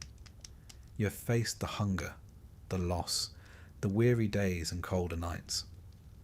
To cast it aside for a fleeting warmth would be to betray not only your spouse but yourself. And so, when the glance tempts, when the smile beckons, you turn back. You find your spouse's hand in the dark and hold fast. For in this life of toil and fleeting joys, trust is the rarest treasure of all. It is a strange thing, love. In your world, it begins as a tentative glance across the harvest field. A gift slipped into a calloused hand. A whispered promise beneath the watching eyes of the church. It grows slowly, weathered by hardship and hunger, strengthened by shared toil. It is no grand romance of song or story. No bard will sing of your marriage in some distant hall, but it is real. It is yours, and it is not guaranteed to last. For love, like life itself in your medieval village, is fragile. The thread that binds you to your spouse is stretched taut across a world fraught with dangers. Not the dangers of knights and dragons, but of far humbler, more relentless foes. Sickness, famine, childbirth, a misstep in the field, the bite of winter's cold. At any moment the thread may snap. You've seen it happen to others. There is no shortage of cautionary tales. Edmund Tanner, hale and strong 1 week, coughing up blood the next. Marjorie Brewer, joyful at the birth of her first child, dead from fever before the babe could walk. Oswald Thatcher, crushed beneath a fallen beam while repairing the manor roof. These stories fill the village like the smoke from its hearths, constant, choking, inescapable. And so, even as you and your spouse build your life, planting crops, raising children, repairing the roof yet again, the spectre of loss lingers always at the edge of your thoughts. You do not speak of it often. To do so would invite it nearer, or so the old women say. But you feel it. You see it in the wary glances exchanged when a cough lingers too long, when the river runs thin and the fields grow parched, when the priest is called too often to a neighbour's door. And then one day it happens. Perhaps it begins with a fever, a few days of weakness, of sweat-soaked nights and restless murmurs. You tend your spouse with trembling hands, wiping their brow, coaxing them to drink, praying to saints both familiar and obscure. You bargain, foolishly, desperately, with God. Take the cow, the grain, the very roof above your head, but spare this life, spare this love, or perhaps it is sudden, a misstep, a sharp cry, a fall from the loft, a wound that festers, a chill that creeps in and refuses to leave. One moment, life as you know it. The next, a void so vast you cannot grasp its edges. When death comes, it is not a stranger. You have seen it too often. But when it comes for the one you love, it is no longer the distant spectre whispered of in church. It is a blade drawn sharp across your very soul. The days that follow are a blur. There are rites to observe, practicalities to arrange. Grief must wait its turn. First, the body must be prepared. In your village, this task falls to family and close neighbours. You wash the cooling flesh with trembling fingers, the familiar shape of your spouse now a fragile husk. You dress them in clean linen, smooth their hair, arrange their hands. All the while, the priest chants prayers that blur into meaningless sound beneath the roaring in your ears. The wake is a strange affair, part mourning, part grim social obligation. Villagers gather, offering platitudes and rough comfort. Some bring bread or ale, others simply stand in silence. You sit among them, numb, each word a dagger. The children, too young to understand, fidget and whisper. The older folk cast knowing glances. They have walked this path themselves. Then comes the burial. You stand in the churchyard, the earth damp beneath your feet, the sky a leaden weight above.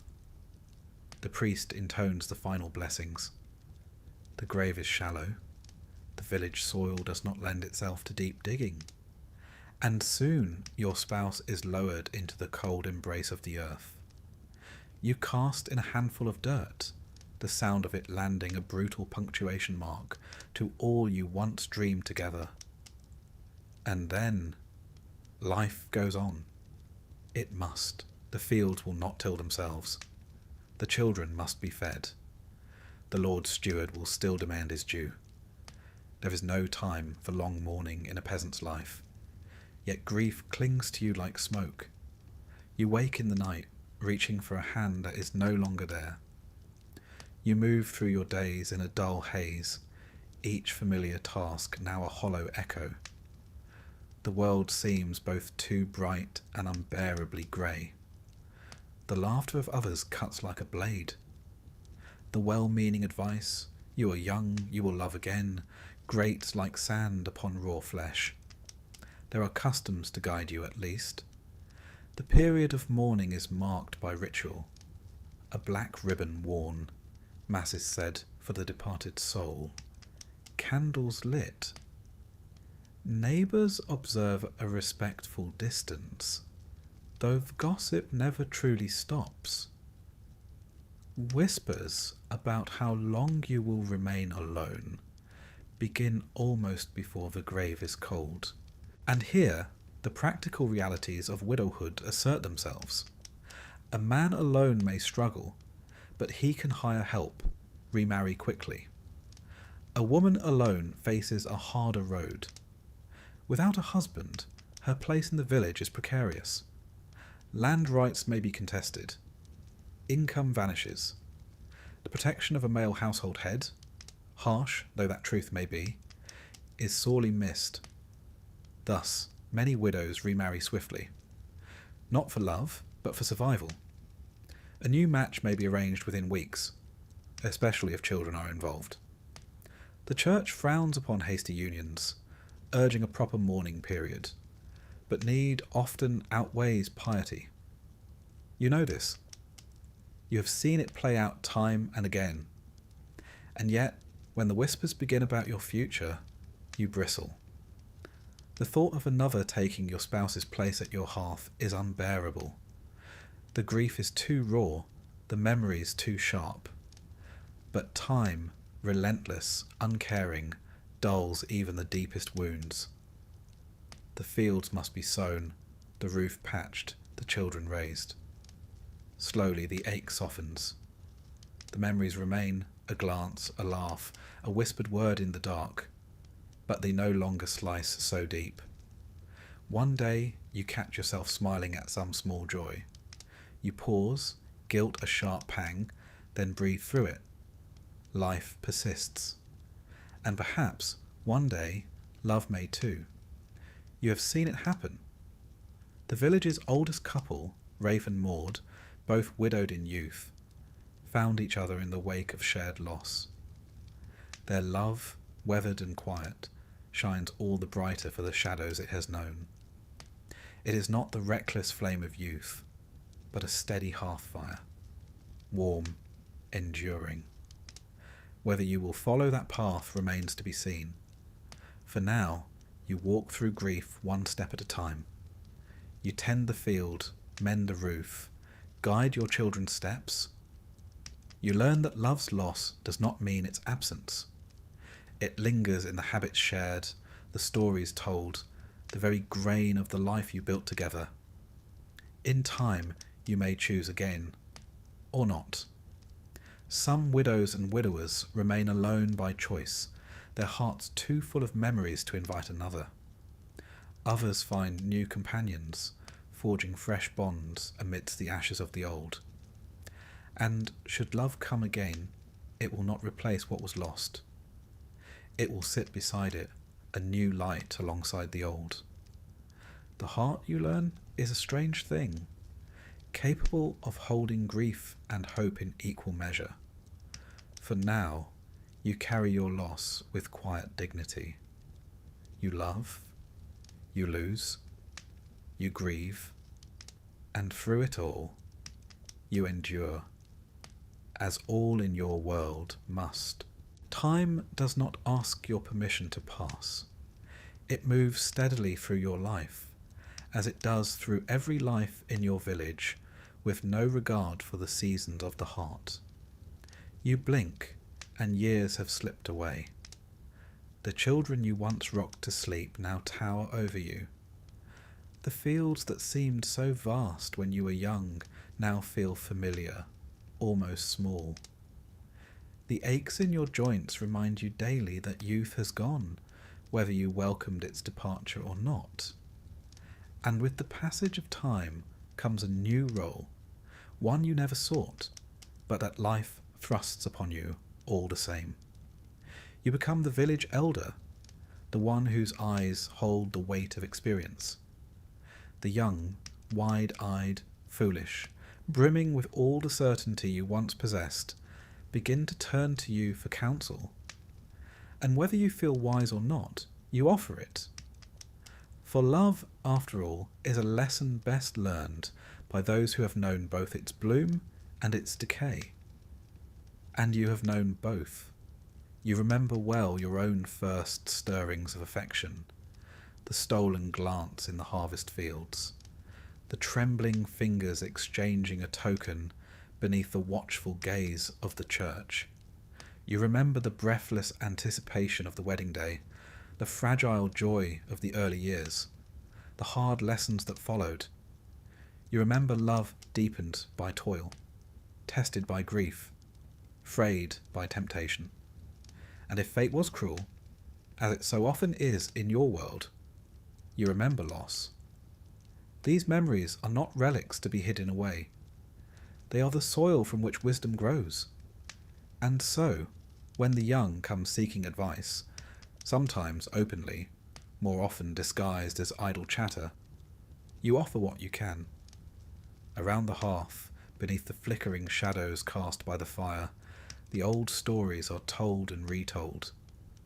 Some are cautionary, meant to temper youthful folly. Others are tales of enduring love, offered as a glimmer of hope. You tell of Rafe and Maud, whose second marriage brought unexpected joy. You speak, too, of Eleanor and Thomas, whose heedless passion led to scandal and sorrow. But you also share your own story, though perhaps with more candour now than you once dared. You tell of the fears you carried into marriage, the moments when love felt like a fragile thread ready to snap. You speak of the small triumphs, the knowing glance across a crowded feast, the comfort of a familiar hand in the dark. You do not romanticize. The young must know that love, in your world, is no fairy tale. It is a labour as worthy and wearying as any harvest. Folk wisdom, too, finds its place. You repeat the old sayings, passed down through countless generations.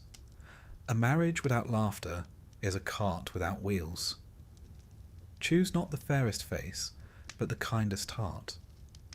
A good quarrel clears the air. A cruel word poisons it. The young scoff, but you see their eyes lingering, their minds weighing each phrase. There are customs to pass on as well. The tokens of courtship, ribbons, carvings, sprigs of rosemary, carry meaning still, though the church frowns upon the older superstitions. You teach the young how to give and receive such gifts with honour. You caution them against reckless promises whispered beneath the moonlight, for you know too well how swiftly desire can turn to regret. You also remind them of the church's place in all this. The priest will bless your union, you say, but it is you who must tend it. The banns and vows are but the planting. The harvest is yours to reap or to lose. In this you have no illusions. You have seen too many marriages wither beneath the weight of unmet expectation and unspoken grievance. And yet, despite all the caution, you encourage love. For what else makes this harsh life bearable? The days are long, the winters cruel. Hunger and loss lurk ever near. Without love, be it the fierce blaze of youth or the steady ember of long companionship, life becomes little more than toil and survival. So you tell the young to seek love where they can find it, but to temper it with patience and resolve. It is not enough to fall in love, you say. You must choose to stay there again and again, through lean years and fat, through laughter and quarrels, through sickness and sorrow. You speak from experience, and they listen more closely than they let on. Sometimes your counsel falls on deaf ears. The headstrong will follow their hearts into folly, as they always have. You do not begrudge them this. After all, some lessons must be learned the hard way. You watch with weary fondness as the next generation stumbles through the same dances you once knew. And sometimes, more often than you might expect, your words take root. You see it in the careful courtship of a young couple, in the steady patience of a new husband tending his sick wife, in the quiet resilience of a pair who have weathered their first harsh winter together. These moments warm you more than the hearth ever could. You also watch with pride as the customs you once followed, so strange to modern ears, yet so enduring, continue to shape the lives of your children and their children. The wedding feast, with its bread and ale and riotous dancing, still brings the village together in rare joy. The bedding ceremony, though softened by time, still marks the solemn start of a shared life. The tokens of affection, humble as ever, still speak louder than words. Of course, not all customs endure. The murchit, once a bitter price upon love, has faded in importance, though lords still find ways to profit from marriage where they can. The old love charms, once whispered in secret, are now the stuff of jest, though a few herbs tucked beneath a pillow still appear from time to time. The church holds fast to its rights, but even Father Anselm's successor speaks more gently now of love's trials and joys. And so life turns on. You sit by the hearth in your twilight years, a grandchild on your knee, watching the dance of love and loss play out once more in the village around you. You smile at the earnest suitor who carves a wooden heart by moonlight. You shake your head, fondly, at the blushing maiden who believes her love will be unlike any before. You weep quietly at the funeral of a beloved spouse, for you know that grief is the price of a love well spent. As you pass on what little you have learned, you do so with humility, for love, in all its forms, remains a mystery. No amount of wisdom can shield the heart from its perils or prepare it for its heights. All you can offer is this: love is worth the risk. You have loved, you have lost, you have grieved, and still you would choose it all again. In this, you hope the young will hear you, not with their ears, but with their hearts. And so, as the fire burns low and the stars wheel overhead, you speak your final truth to those who will listen. Love is no shield against the world's cruelties, but without it, the world is a colder place. Cherish it where you find it. Guard it well. And when it falters, as it surely will, choose to tend it anew. That is the work of a lifetime. That is the gift you pass on. You don't need a calendar to know when winter's coming. You feel it. In the bones first, they stiffen like yesterday's bread. Then in the sky, which goes from blue to a kind of reluctant grey. And finally in the animals, who start looking at you with quiet suspicion, as if they know something you don't. And they usually do. Autumn doesn't end. It retreats. Slowly. Leaves fall, sure, but it's not just that. It's the way the wind changes direction. It starts slipping through the gaps in the cottage, exploring the place like an uninvited guest, poking around, finding where the warmth lives and evicting it. The chickens grow quieter. The dog stops barking at the wind and begins listening to it instead. That's how you know it's nearly time. The sun, when it shows up at all, feels thin, as if it's forgotten how to be warm. And everyone walks just a bit faster, not because they're in a hurry, but because standing still hurts more now. There's no grand announcement, no snowstorm with a flourish. Winter arrives like debt, quietly, and with a great deal of consequence. The first task, always, is denial. You pretend the cold is temporary, a chill, nothing more. You wear the same tunic you wore in October, but now with a cloak that's more whole than fabric. You tell yourself you'll mend it. You won't. Not because you're lazy, but because the needle's bent and the threads run out, and your fingers are too numb to hold either. We talk a lot about preparation, as if we were always ready.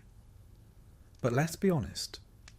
Most winters arrive when we're not quite finished with autumn. There's always a corner of the roof you meant to fix, or wood you meant to chop. Always something still left in the garden that didn't get dried or salted or stored in time. Still, you do what you can. You stuff straw between the gaps in the wall. You drape cloth over the doorway.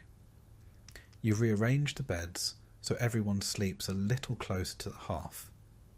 Even Uncle Gawain, who smells like sheep and talks in his sleep about debts no one remembers. You don't light fires all day. That's a luxury. Wood is for evenings, for cooking, and for the hour or so when everyone pretends to be cheerful. The rest of the time, you rely on movement, layering, and the heat of several reluctant siblings pressed together under one scratchy blanket. The animals sense it too. They linger longer near the shelter. The chickens huddle. The pigs go quiet, which is deeply unsettling. The cows grow more irritable, which is to say, they remain exactly the same. Outside, the ground turns to iron.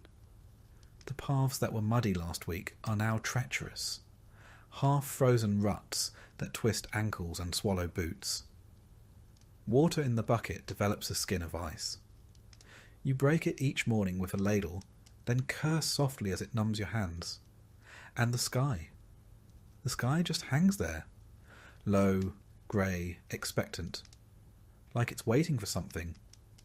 You squint at it as if you might read it, as if clouds carry messages.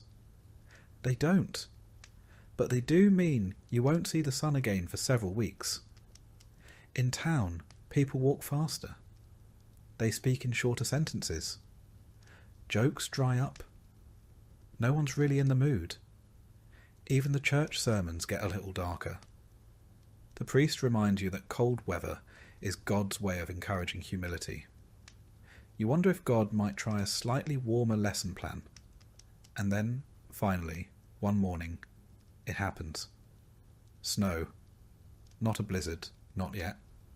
Just a dusting. Like flour spilled across the fields. But it changes everything. The thatch turns white. The trees stiffen. Your breath comes out in little clouds, and every step outside sounds like you're stepping on old parchment. And with that snow comes the realization you're locked in now. The earth has closed up shop for the season. No more digging, no more planting. Nothing will grow. What you've already stored is all you've got.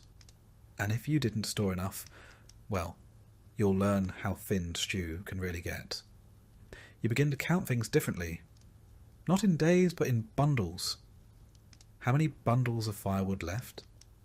How many sacks of grain? How many turnips? How many eggs this week? Not many, as the hens stop laying when it's cold. They prefer to huddle near the fire, just like everyone else. You keep yourself busy, even if nothing feels productive. You mend clothes, you scrape pans, you stir ashes, hoping a warm coal is hiding underneath. If there's time, and there often is, you spin wool. It's not just for making cloth. It's for keeping your hands moving, your mind occupied. Too much quiet, and your thoughts start getting ideas. The animals aren't just company. They're cohabitants. The warmer ones are invited inside. Not all at once. There are boundaries, after all, but enough to turn the house into a communal stew of smells, sounds, and shared body heat. You get used to waking up with a goat breathing on your neck. Well, maybe not used to, but you stop fighting it. Evenings are the worst. The sun disappears too early, and the darkness arrives like it's angry about something. Candles are expensive. Tallow lamps are smoky. You sit near the fire, if there's one going, and you listen. To stories. To wind. To the way the wood pops when it burns. Sometimes someone gets it in their head to tell a ghost story. This always seems like a good idea, until you realise you have to walk across the freezing yard to use the privy afterward. You run. You try not to trip. You definitely don't look into the shadows. And yet, winter isn't all misery. There's a rhythm to it. A kind of bitter predictability. You know the chores. You know the limits. And there's a strange camaraderie in knowing everyone else is miserable too. You learn to find comfort in small victories. Warm feet for 5 minutes. A stew that tastes slightly less like despair. A day without wind cutting through the cracks in the wall. You celebrate quietly, because the moment you laugh too loud, someone will remind you we've only just begun. Historically, we peasants didn't fare too well in winters. The little ice age, starting around the 14th century, brought harsher, longer winters across Europe. Rivers froze. Crops failed. In some years, the Rhine froze solid for months, and markets were held right on the ice. Yes, people shopped on frozen rivers, until the ice decided otherwise. In particularly bad years, like 1315 to 1317, rain ruined crops for seasons. It wasn't just cold, it was famine. Up to 30 million people affected. And when there's no food, people get imaginative. Cannibalism was whispered about. Infanticide too. Not dinner table conversation, but then again, we didn't always have dinner. But that's the thing about winter. It's not just about enduring the cold. It's about enduring each other. A family of 6, 3 goats, 2 chickens, and a bucket of salted fish sharing 20 square feet of living space? That's a social experiment with no exit. You hear every cough, every complaint, every unfortunate digestive development. Privacy becomes a myth. Modesty goes out with the sunlight. You do your best not to argue, not out of patience, but because it stirs up the air and lets in more cold. And so you settle in. You shrink your world down to a few feet around the fire. You learn the weight of every blanket, the creak of every board, the rhythm of the weather. Days shorten, nights lengthen, and time starts to dissolve into a sort of frozen soup. You're not living, exactly. You're enduring. And eventually, you stop asking how long winter will last. You just wake up each day and survive that one. If you're lucky, the firewood holds out. If you're very lucky, the roof does too. Because in a medieval winter, the cold doesn't knock. It lets itself in. And stays a while. And tomorrow it starts again. Winter doesn't just try to kill you with cold. It kills you with chores. And at the top of that frozen to-do list? Wood. Endless amounts of it. You don't just need a few logs for ambience. You need firewood like your life depends on it, because it does. Everything revolves around fire. It cooks your food, warms your bones, dries your socks, scares off rats, and makes the house only mostly uninhabitable. Without it, you're not a peasant. You're a popsicle with taxes. But fire doesn't magically appear. It takes wood, lots of it.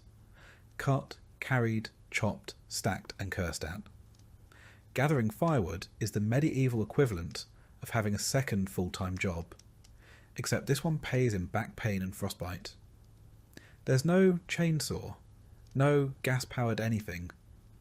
Just an axe that's been in the family so long you're not sure if it's a tool or an heirloom.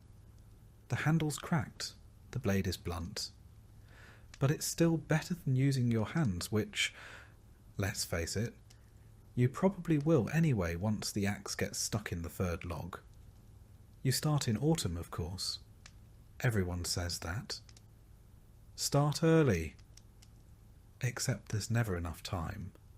The harvest runs late, your neighbour borrowed your axe, and you sprained your ankle trying to outrun an angry goose. So here you are in December, swinging steel at a tree like it insulted your mother, praying it falls in the right direction. And trees don't cooperate. They're heavy, unpredictable, and covered in snow. You cut one down, only to realise you still have to chop it, carry it, and stack it. Repeat 50 times. If you're lucky, your back just hurts. If you're not, the tree lands on you and you become a cautionary tale. Once the wood is chopped, it needs to dry. That takes months. So you burn it wet, which means it smokes, hisses, and barely burns at all. Congratulations. You've just turned your home into a tepid, smoky nightmare. Hope you weren't planning to breathe properly this winter. The rich, of course, have options. They hire people. They send servants into the woods while they sip wine in front of a roaring hearth. You are the servant, and your hearth is mostly a pile of wet twigs trying their best. Legally, you're not even allowed to gather wood in some places. Forests belong to lords. And if you're caught collecting kindling on noble land, the punishment ranges from fines to beatings to, occasionally, being made an example of. For picking up sticks. Yes, really. That's why many peasants turn to alternatives. Things like peat, dried animal dung, or bundles of brush. These technically burn, in the same way that technically soup counts as a meal. Peat gives off heat, but it also gives off a smell like wet ashes and regret. Dung burns surprisingly well, but let's not pretend anyone's happy about it. Still, you use what you have. You gather dried cow patties with frozen hands and pretend you're not inhaling memories of last summer's pasture. The good news? It's free. The bad news? Your cottage now smells like a campfire held inside a barn. Stacking firewood is an art. Too tight and it moulds. Too loose and it falls over and breaks your toe. So you build a neat pile against the wall of your house. Wrap it with whatever canvas you can steal from your cousin, and hope it doesn't collapse under snow. It will. And you never have enough. That's the golden rule. Doesn't matter how much wood you cut. It's never enough. By February, you're down to burning fence posts, old furniture, or anything that vaguely resembles timber. There's no sentimentality. If it catches fire, it's fuel. You dream of firewood. You count logs instead of sheep. You have actual arguments over who burned the good stick too early. You ration embers. You hoard coals like they're treasure. And if you manage to find a particularly dry branch under the snow, you bring it home like a war trophy. Sleeping in winter is a gamble. If the fire dies out, the temperature inside drops to hope you wrote a will. You tuck in close, under layers of blankets, furs and other humans. Not because you like them, but because survival beats personal space. In some homes, livestock sleep inside too. Not out of kindness, out of necessity. Chickens provide eggs and ambient warmth. Pigs are radiators with hooves. Cows are basically space heaters that moo. It's not cosy. It's crowded, noisy, and smells like a petting zoo collapsed into a soup kitchen. But it's marginally better than freezing to death. Historically, peasants didn't just rely on personal effort. Communities often worked together to chop and haul wood. It was less about bonding and more about shared suffering. Everyone had blisters. Everyone was freezing. Everyone was equally miserable, which made it slightly easier to endure. In some regions, people used wood-saving tricks. Clay ovens were shared. Communal fires were maintained all day. You'd take turns baking bread in the village oven, all while pretending not to notice how warm Agnes's house always seemed to be. Suspiciously warm, in fact. Women and children gathered kindling, not because it was easier, but because that's just how the labour got divided. If you were small and had fingers, you were sent to the woods with a basket and told not to come back empty. What you returned with might have been twigs, might have been pine cones. Either way you contributed, and then there's chopping itself, a deeply medieval kind of misery. Your gloves, if you have them, are soaked through in minutes. Your fingers go numb, the axe slips, the wood splits wrong. Something hits your shin. You yell, not because it helps, but because that's all you've got left. By midwinter, the ground's too hard to chop into. Your hands have more splinters than skin, and you still haven't figured out where half your woodpile disappeared to. Spoiler, your neighbour borrowed it again, and yet you keep going, because fire is non-negotiable. It's warmth. It's food. It's the difference between making it to spring or becoming the reason your cottage smells even worse. When you sit by the fire at night, tired, sore, and lightly smoked, you feel something like peace. Not comfort, just the absence of immediate doom, which, in the Middle Ages, is as close as you're going to get. Of course, some winters are worse than others. You remember the bad ones by name, the winter of 43 when the roof collapsed, or the long freeze when the river turned to stone and everyone tried ice skating in wooden shoes. Some didn't make it. A few froze. A few just left and never came back. You stop asking questions after a while. The firewood dwindles. The wind whistles. You find yourself eyeing furniture a little differently. That stool you never liked suddenly looks flammable. Sentiment gives way to survival. If it burns, it's valuable. Eventually the fall comes. The snow retreats like a tired thief. The mud returns. Your boots vanish somewhere in it. But you made it. You survived another medieval winter without running out of wood, without freezing to death, and without strangling your cousin for stealing your best log. That's the victory. No medals, no parade, just frostbitten fingers, permanent smoke smell, and the deeply satisfying knowledge that you're not a popsicle. Not this year anyway. The next morning you do it all over again, because even as spring edges closer, the cold lingers. The chores never stop. And the fire, that fickle, flickering little god, always wants more. More wood, more sweat, more of you. And you give it. Because in the end, it's not about comfort. It's about survival, one splinter at a time. And tomorrow, same routine. Chop, stack, burn, freeze, repeat. You don't beat winter. You survive it. And if you're lucky, next year's axe won't break before your spirit does. Because in the end, winter doesn't care how tired you are. The logs won't chop themselves. The fire won't feed itself. And warmth, that rare, fleeting thing, has to be earned every single day. You don't need a calendar to know it's winter. Your stomach tells you first, loudly, repeatedly. It's not hunger in the modern sense. That gentle rumble that reminds you to check the fridge. It's deeper, angrier. The kind of emptiness that makes you stare at bark and wonder, could I stew that?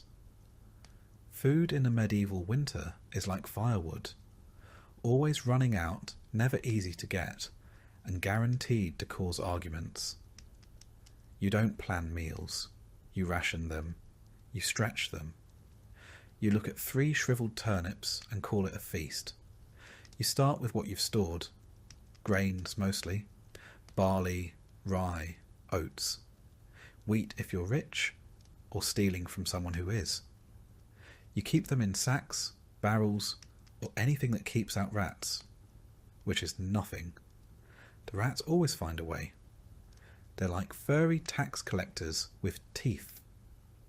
Most of your meals revolve around pottage, the medieval mystery stew. It's not so much a recipe as a lifelong experiment. You throw in whatever's edible and hope it doesn't kill you. Root vegetables, dried beans, wilted greens, maybe a strip of dried pork if you've got royal connections or a generous neighbour. It simmers for days, sometimes weeks. New ingredients are just added to the pot. Old ones never quite leave. It tastes like boiled earth, with a hint of onion and regret.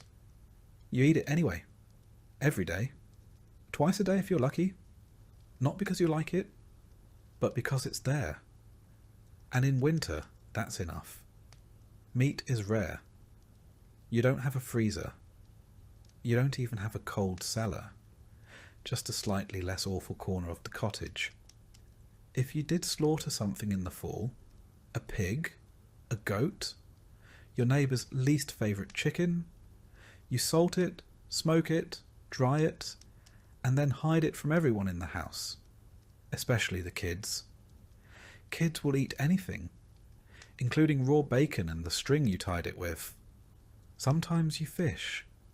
If the river isn't frozen, if the ice isn't too thick, and if you haven't already burned your fishing rod for kindling.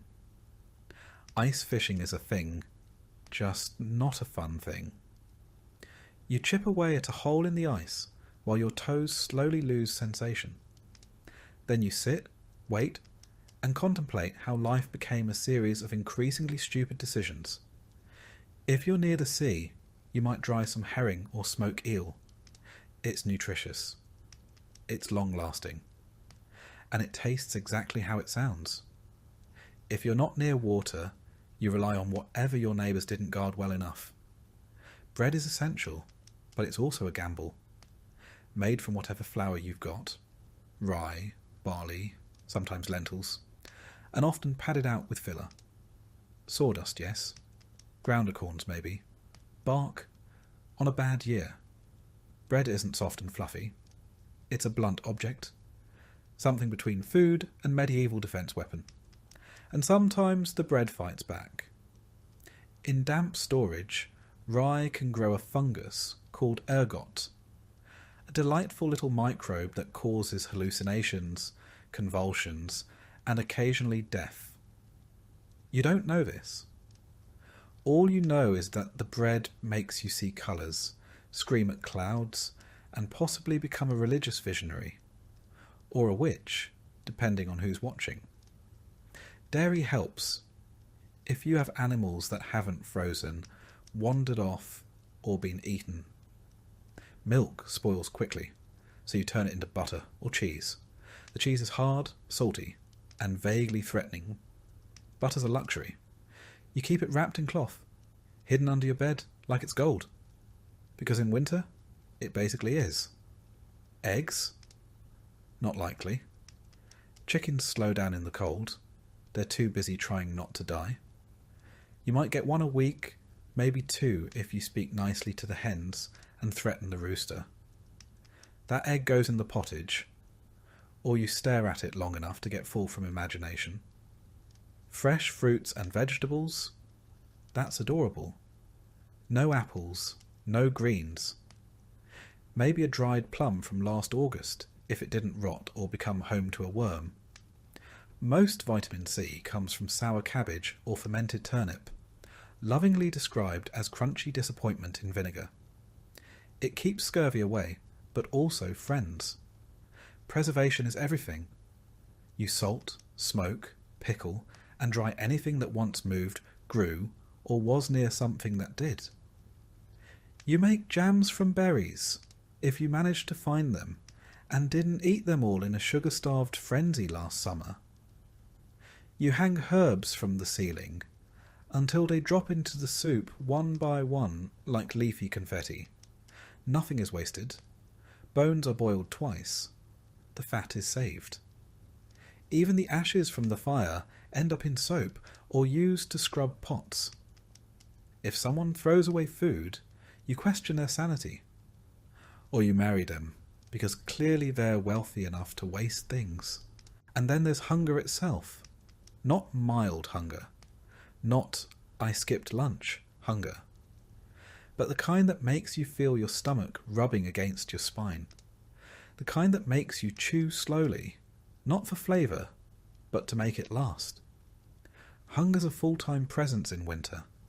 It sits with you, watches you cook, comments on your portions, judges your neighbour's squirrel stew, and says, actually, that looks all right. There's a rhythm to it. You wake up hungry.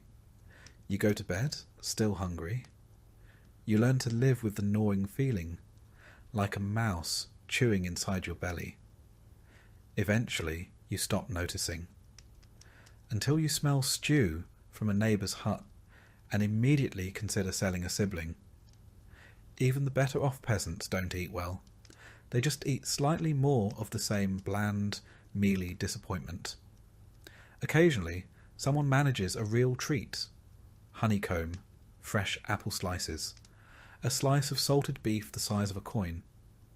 It's a celebration, not for the flavour, but for the reminder that life isn't always awful. And then come the lean years, the bad harvests, the crop failures. You remember the winter of 1316, or at least the stories. Heavy rains drowned the fields, rot set in, grain yields collapsed, livestock starved, entire villages went hungry. They call it the Great Famine, not for dramatic flair, but because it really was that bad. Some people ate roots, some ate moss. Some, well, let's just say medieval cookbooks don't list stewed shoe leather for nothing. Monks kept records, bless them. They wrote about entire families vanishing, about parents choosing which child got the last crust, about people found dead in snowdrifts, clutching turnips like treasure. It's not folklore. It's the forgotten footnotes of history. And when you do find food, the fire's gone out.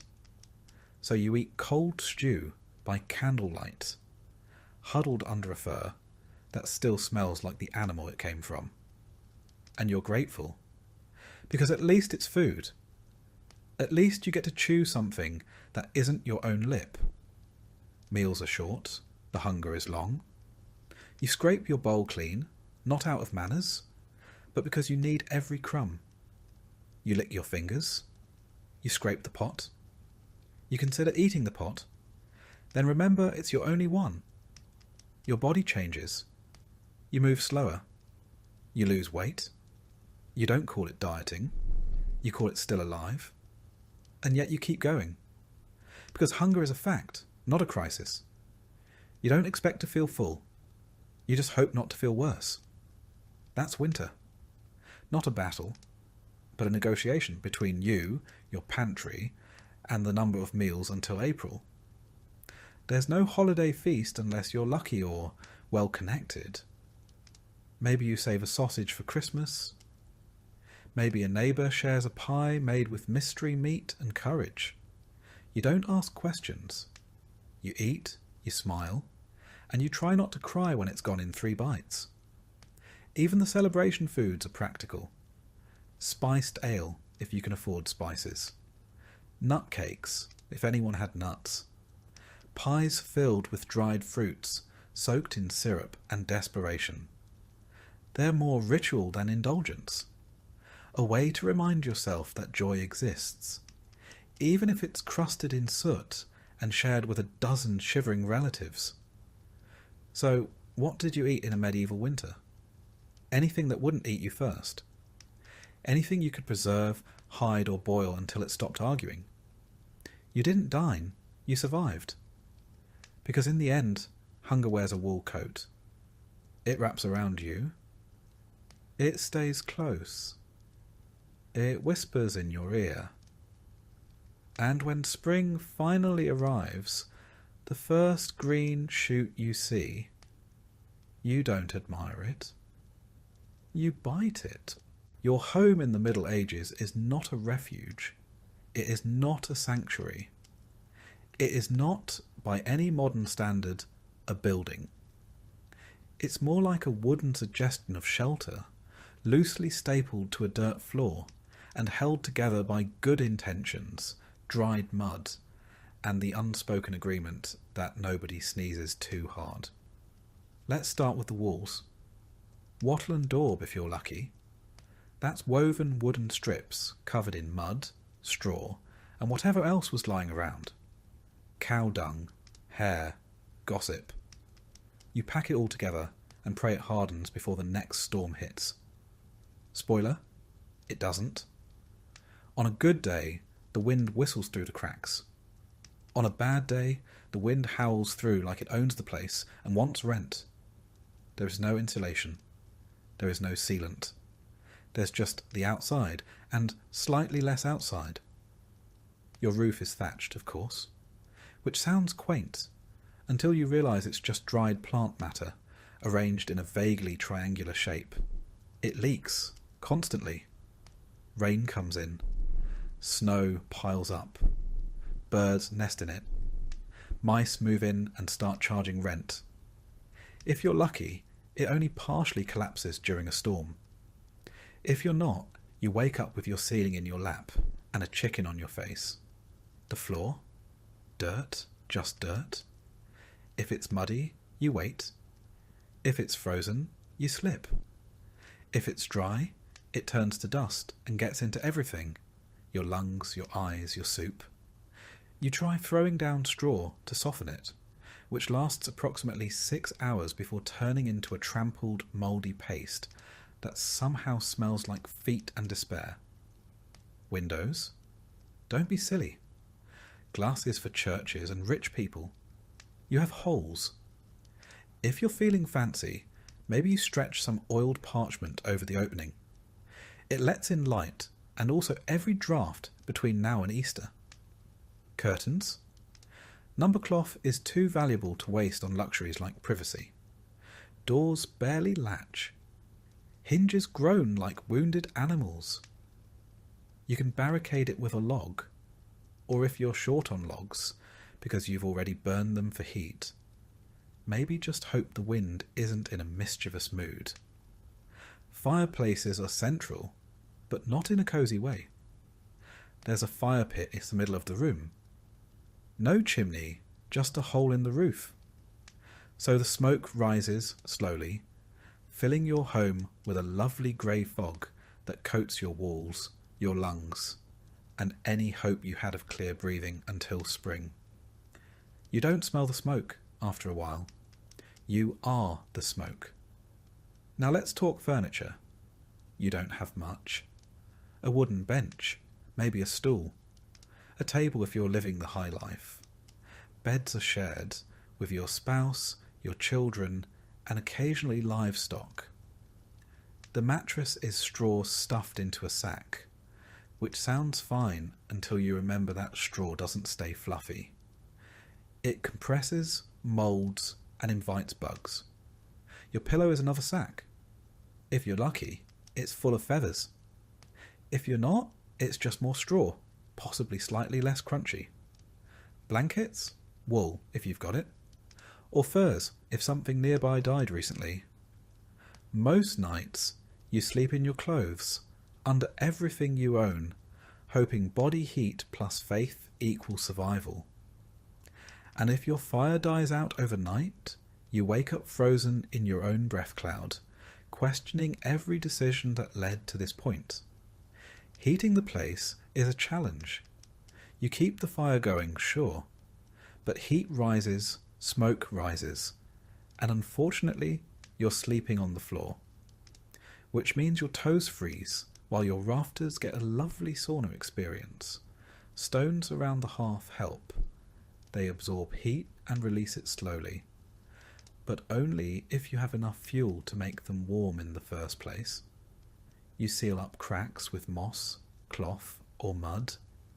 It doesn't work. The wind finds a way.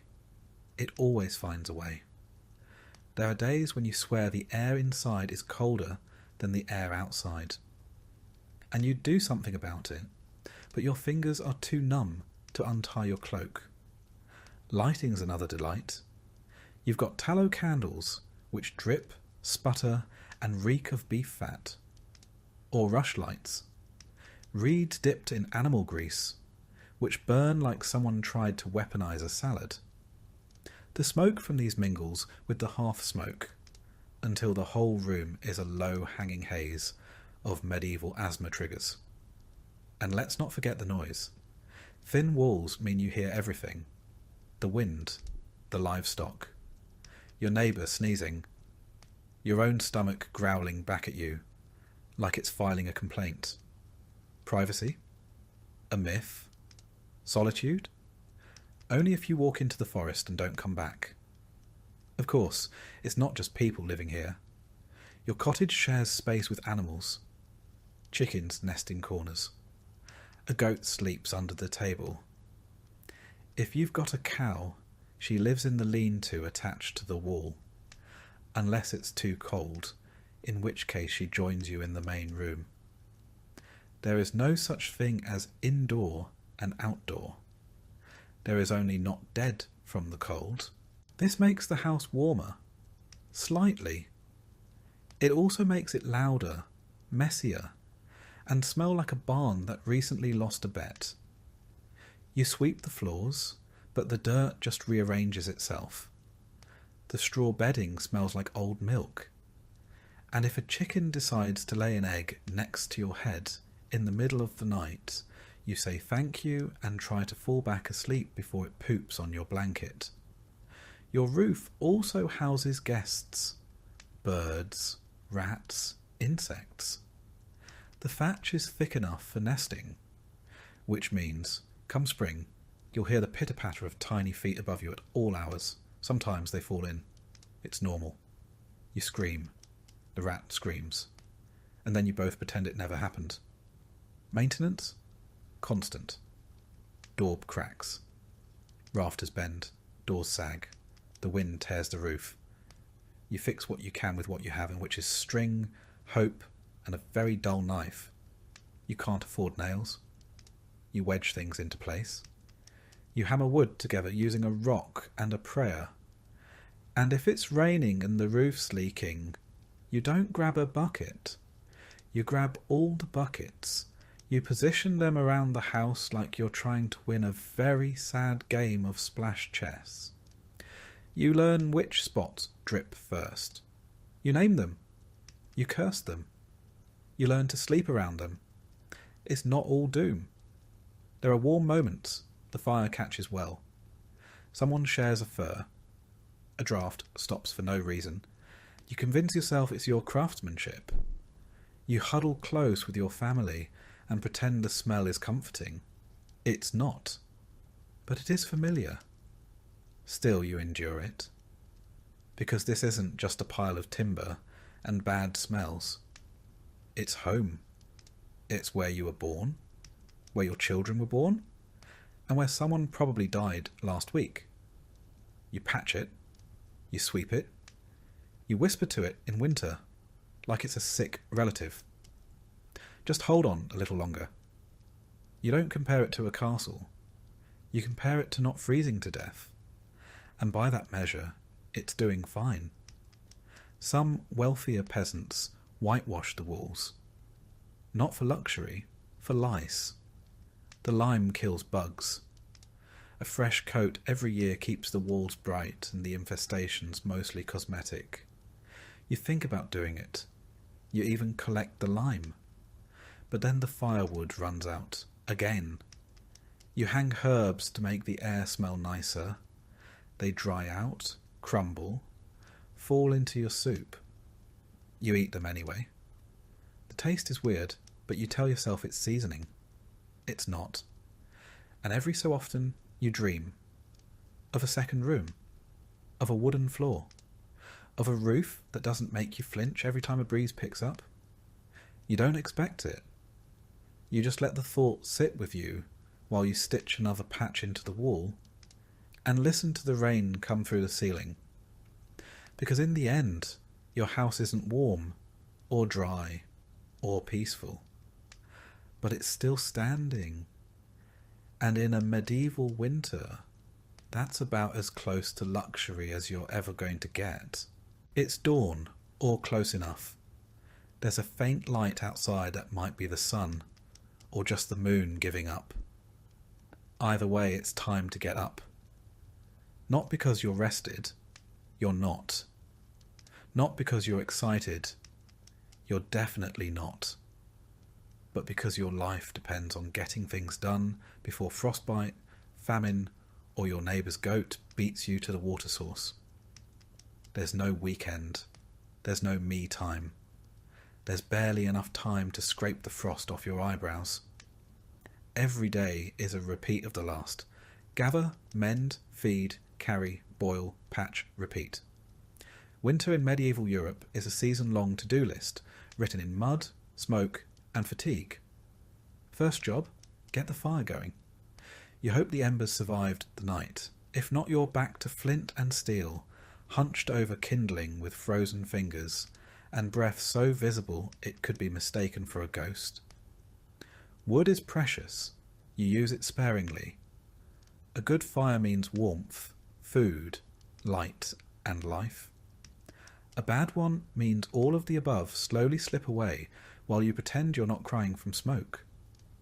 Once the fire's going, or at least coughing along like an asthmatic squirrel, it's time for water. The bucket is heavy, the stream is half frozen, and the path is icy enough to host the worst Olympics event in history. Peasant figure skating. You fall, you spill, you curse the ice, the bucket, and the cruel joke that is winter. Then you do it again, because water doesn't fetch itself. Back home, you boil it, not because you're a health nut, but because it might kill you otherwise. Every sip is a gamble. Boiling water is also how you warm your hands, steam the hut, and delay feeling like a medieval failure for 10 more minutes. Next, animals. They need feeding before you do. Chickens are annoyed, pigs are loud, the cow is judging you. You scrape together old hay, kitchen scraps, and whatever hasn't frozen solid. You check the coop for eggs. There aren't any. Again. The rooster, however, has plenty of opinions. If it snowed overnight, you clear the path to the door. Not because it's tidy, but because falling into a snowdrift while holding a bucket of pig slop is the kind of memory that sticks. You shovel with a flat plank, your hands wrapped in rags, and mutter things that will get you excommunicated if anyone heard. With the animals fed, and your fingers halfway thawed, it's time for breakfast, if you can call it that. Yesterday's pottage reheated with today's regrets. Maybe some crusty bread. Maybe not. If someone remembered to scrape the pot clean last night, you're scraping the scrapings. No one complains. Complaining takes energy. Then it's time for the real work. If you're a man, it's chores in the fields, forest, or forge. If you're a woman, it's everything else. Spinning wool, mending clothes, making food, cleaning soot, hauling water, stirring the pot, and somehow keeping 6 children alive while pretending your hands aren't frozen into claw shapes. Repairing the roof? That's your job. Fetching firewood? Also your job. Making sure the goat doesn't freeze, escape, or explode? Still your job. There are no task lists, just a rolling stream of crises that need solving before nightfall. Laundry is once a week, and it's its own form of purgatory. You drag clothes to the river, break through the ice, and scrub with a mix of ash and lye until your knuckles bleed and your soul leaves your body. Rinse. Freeze. Repeat. Cooking is a game of improvisation and lowered expectations. You stir the same pot you used yesterday. You skim the surface for mould and add more water. Maybe some herbs. Maybe a pebble for texture. You serve it hot and call it soup. Afternoons are for fixing things. Tools, fences, relationships strained by arguments over who ate the last turnip. You sharpen blades with a whetstone that's older than your grandfather, who, incidentally, died falling off the same ladder you now use to patch the ceiling. Children help, in theory. Mostly they get underfoot, but even toddlers are handed tasks, holding yarn, scaring crows, carrying small bundles of kindling. They work because they have to. Playtime is what happens when they finish early, and no one ever finishes early. Inside, the spinning wheel turns endlessly. Wool doesn't spin itself. Linen doesn't weave itself. Every thread in every tunic has passed through hands that ache. Gloves are a luxury. Calluses are standard issue. And if you drop a spindle and it rolls into the fire, you just stare for a moment and quietly consider walking into the flames after it. By late afternoon it's already dim. The sun barely tries in winter. Shadows stretch long. You rush to finish the day's tasks before the light fails. You patch walls with mud, rehang door hinges, fix a leaking roof with nothing but straw, a rock, and wildly misplaced optimism. Then you prep for the evening, stir the stew, stoke the fire, scrape the frost off the inside of your water bucket. You change into warmer clothes, which are the exact same clothes, but with one more layer of sadness. Dinner arrives, such as it is. A bit of stew, some bread, a communal mug of weak ale, or water that's been boiled 3 times just to make it less deadly. You sit near the hearth. Not too close, sparks, not too far, frostbite.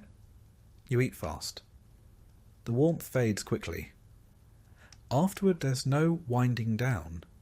You're still spinning thread, mending socks, patching cloaks, scraping soot. Children sleep near the fire in a tangle of limbs and snoring. Adults stay up, not for leisure, but because the fire needs tending and tomorrow's firewood needs hauling. If you're lucky, there's a song. Someone sings softly while spinning or shelling peas. It's not joyful, but it is comfort. A reminder that life still exists outside the labour. Just barely. Night falls early. You lay down in the same clothes, under the same damp blanket, on the same straw mattress. You listen to the wind rattle the shutters. You hear the goat fart in its sleep. You hope the roof holds. You hope tomorrow is warmer, or at least not worse. You fall asleep mid-thought. Not because you're calm, but because exhaustion is the only lullaby you can afford. Of course, this is just one day. Tomorrow you do it all again. Every chore repeats. Every moment aches. There's no such thing as catching up, only falling behind more slowly. Holidays are rare and misleading. A day off might mean attending church in the cold, standing for hours while a priest reminds you that suffering is good for the soul. Then you return home and catch up on the chores you couldn't do because of all that spiritual enrichment. The rhythm of winter life is monotony with stakes. You don't do chores to feel productive. You do them because not doing them means someone doesn't eat, doesn't warm up, doesn't make it through February. The margin for error is microscopic. A torn cloak, a lost hat, a broken tool, all potential disasters. Every task, no matter how small, hums with quiet urgency. And still, you keep going, because you must. Because no one else is going to haul that water, mend that wool, feed that goat, or boil that grey, slightly suspicious stew. This is your life. This is your winter. And the chore never ends. Sometimes you wonder what it would be like to rest. Truly rest. To sit, to breathe, to not have a list in your head that stretches from dawn to dusk. But rest is a luxury. Movement is survival. So you shift the logs, fold the wool, quiet the baby. Nod to your spouse across the hearth. Another day done. Another set just like it to come. The work doesn't stop, but neither do you. Even in sleep, your body aches with memory. The blisters, the burns, the bruises. They don't heal. They just become part of you. Like the smoke in your clothes. Like the frost on the windowsill. Like the life you never chose, but live anyway. You don't choose to get sick in the Middle Ages. You just wake up one morning and realise your nose won't stop running.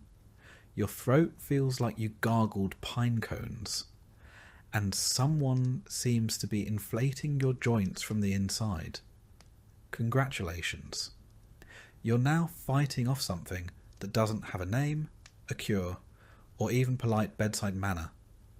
You're not sure if it's a cold, the flu, or medieval tuberculosis. But it's yours now.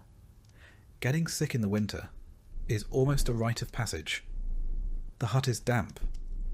The air is cold. The fire went out during the night, and you've been breathing in smoke, goat dander, and spores from the wall moss since October.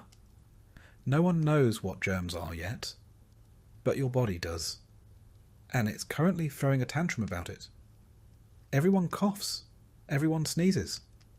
No one covers their mouth, because nobody has tissues, and personal hygiene is just a rumour. The children are all sick, the old people are sick, the livestock might be sick. You're holding on, barely, by drinking boiled nettle tea and hoping the smell alone doesn't finish you off. The remedies? Oh, you're going to love them. There's bleeding, of course. That's the go-to for everything from headaches to heartbreak. Someone shows up with a dull knife or a friendly neighbourhood leech and decides the solution to your fever is less blood. Does it work? Absolutely not. Does it make you lightheaded enough to forget your symptoms for a while? Yes, actually. Then there's the herbal tea route. Mixtures of whatever dried weeds the village healer found before the snow came. Yarrow, wormwood, nettle. Maybe a handful of unidentified moss and a generous pinch of superstition. You boil it in a cracked clay pot, strain it through your sleeve, and sip it slowly while trying to ignore the fact that it tastes like bitter mud and betrayal. Of course, you might also be advised to fast, because clearly what a body fighting off infection needs is less food. Bread is already hard to come by. Pottage has turned to grey sludge. Fasting for spiritual purification is just code for rationing when the pantry looks like a haunted pantry. Other cures include steam inhalation from the same pot you just boiled your soup in, prayer, the longer the better, and, in extreme cases, applying hot coals near the skin to draw out the poison, which works about as well as it sounds. Medical help, such as it is, depends entirely on who shows up first. If it's the village healer, you might get a poultice and some herbs. If it's the priest, expect prayers, holy water, and a gentle reminder that maybe you brought this on yourself by skipping Mass. And if it's the barber surgeon, well, start writing your will. The barber surgeon arrives with a sack of instruments that haven't seen soap since the last plague. He's cheerfully optimistic. You, less so. He looks at your swollen leg and mutters something about humours, then pulls out a saw and a tankard of ale. Anaesthetic? Don't be silly. You'll bite on a stick and scream into the void like everyone else. Sometimes they'll prescribe purging, either up or down, depending on which end is more offended by your condition. Laxatives made from boiled bark or dried beetles, emetics brewed from wine and sadness. You're not just sick anymore. You're violently sick, aggressively sick, the kind of sick that leaves you questioning your commitment to staying alive. Still, some people do recover. You lie in your straw bed for days, sweating through wool, alternating between shivering and hallucinating. The fire is low. The hut is dark. The air smells like damp wool and whatever herbal nightmare you drank earlier. And somehow you pull through. But not everyone is so lucky. Illness spreads fast in a small sealed box filled with smoke, livestock, and zero ventilation. You cough. Your child coughs. Your neighbour coughs through the wall. Within a few days, half the village is sniffling, wheezing, or laid out flat under mouldy blankets, being fed onion water and last rites in equal measure. No one knows what's causing it, so naturally people guess. Maybe it's bad air. Maybe it's a curse. Maybe old Maud gave someone a funny look in church last week, and now the whole street's coughing blood. Superstition mixes with desperation until you're hanging herbs over doorways, burning dried sage, and sleeping with iron under the bed to ward off evil spirits. It doesn't work, but at least it smells nicer than the goat. The worst part is you can't stop working. You're sick, but the firewood still needs chopping. The cow still needs milking. Your kids still expect dinner, even if it's just a steaming bowl of hope and nettles. Rest is a luxury reserved for corpses. So you stagger out of bed, wrap yourself in every piece of wool you own, and shuffle through the snow like a disgruntled ghost. And all the while, the risk looms that this won't just be a cold, that it's the start of something darker. Typhoid, pneumonia, the kind of thing that doesn't announce itself, just takes you quietly in the night. That's the real fear, not the pain, but the silence that follows. If the sickness gets worse, the signs are clear. The fever spikes. Your breath rattles. You stop getting out of bed. Someone lays a cloth over your forehead and pretends it's helping. The priest is summoned. Not the healer, not the barber. Just the man in robes who says it's time to prepare your soul. Confession comes quickly. You mumble out every sin you can remember, even ones you probably didn't commit, just to cover your bases. The priest nods solemnly and sprinkles you with holy water that smells faintly of mildew and desperation. He says words in Latin. You don't understand them, but they sound final. Your family gathers. No one says it, but they're preparing. The pot of herbs simmers quietly. Bread is saved. A blanket is tucked in a little tighter. There's a moment, just one, where you lock eyes with your spouse and realise neither of you is sure which of you will survive this winter. But sometimes, mercifully, the fever breaks. One morning, you wake up and the fire is still burning. Your breath doesn't catch. Your fingers can move. The room still smells like death warmed over, but at least it's warm. You've made it, barely, and now comes the long road back to functional. Recovery, however, is not glamorous. Your legs are weak. Your back aches. You haven't eaten solid food in days, and even if you had some, your stomach's not convinced it wants it. You get up too fast and nearly faint into the fire. Your first trip outside feels like crossing a frozen tundra on legs made of disappointment. No one throws a celebration. You just pick up where you left off. There's kindling to split, cloaks to mend, and a suspiciously bloated pig to investigate. If your voice still cracks from the infection, too bad. If you lost a few pounds, well, silver lining, less strain on your shoes. And just because you survived this one doesn't mean you're done. Illness never really leaves. It waits. In the corner, in the wind, in the shared mug, or the unwashed cloth. You live in a world where health is a passing visitor, not a resident. Still, you carry on, because there's no other option.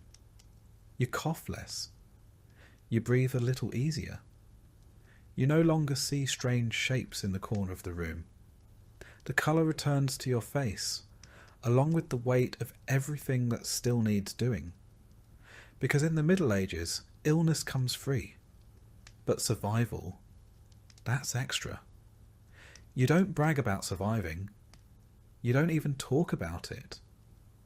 You just wake up the next day, pull on your patched tunic, and start hauling water again. Because in this world, staying alive is the only proof you ever get that you were strong enough. And even that, in a winter like this, feels like a small kind of miracle. Truly, authority in medieval Europe wasn't a suggestion. It was a fact of life, like mud, cold, and that one neighbour who always smells like pickled turnips. And in the dead of winter, when hunger thinned patience and tempers ran short, obedience wasn't just expected, it was enforced. You don't talk back. You don't complain. You don't ask why unless you enjoy the taste of public punishment and splinters. From the lord of the manor to the local priest, everyone above you in the hierarchy expects immediate compliance, and they've got a belt, a staff, or a scripture ready to remind you. Start with the manor lord. He owns the land. Technically, you don't even rent it. You just live there, like a tolerated parasite.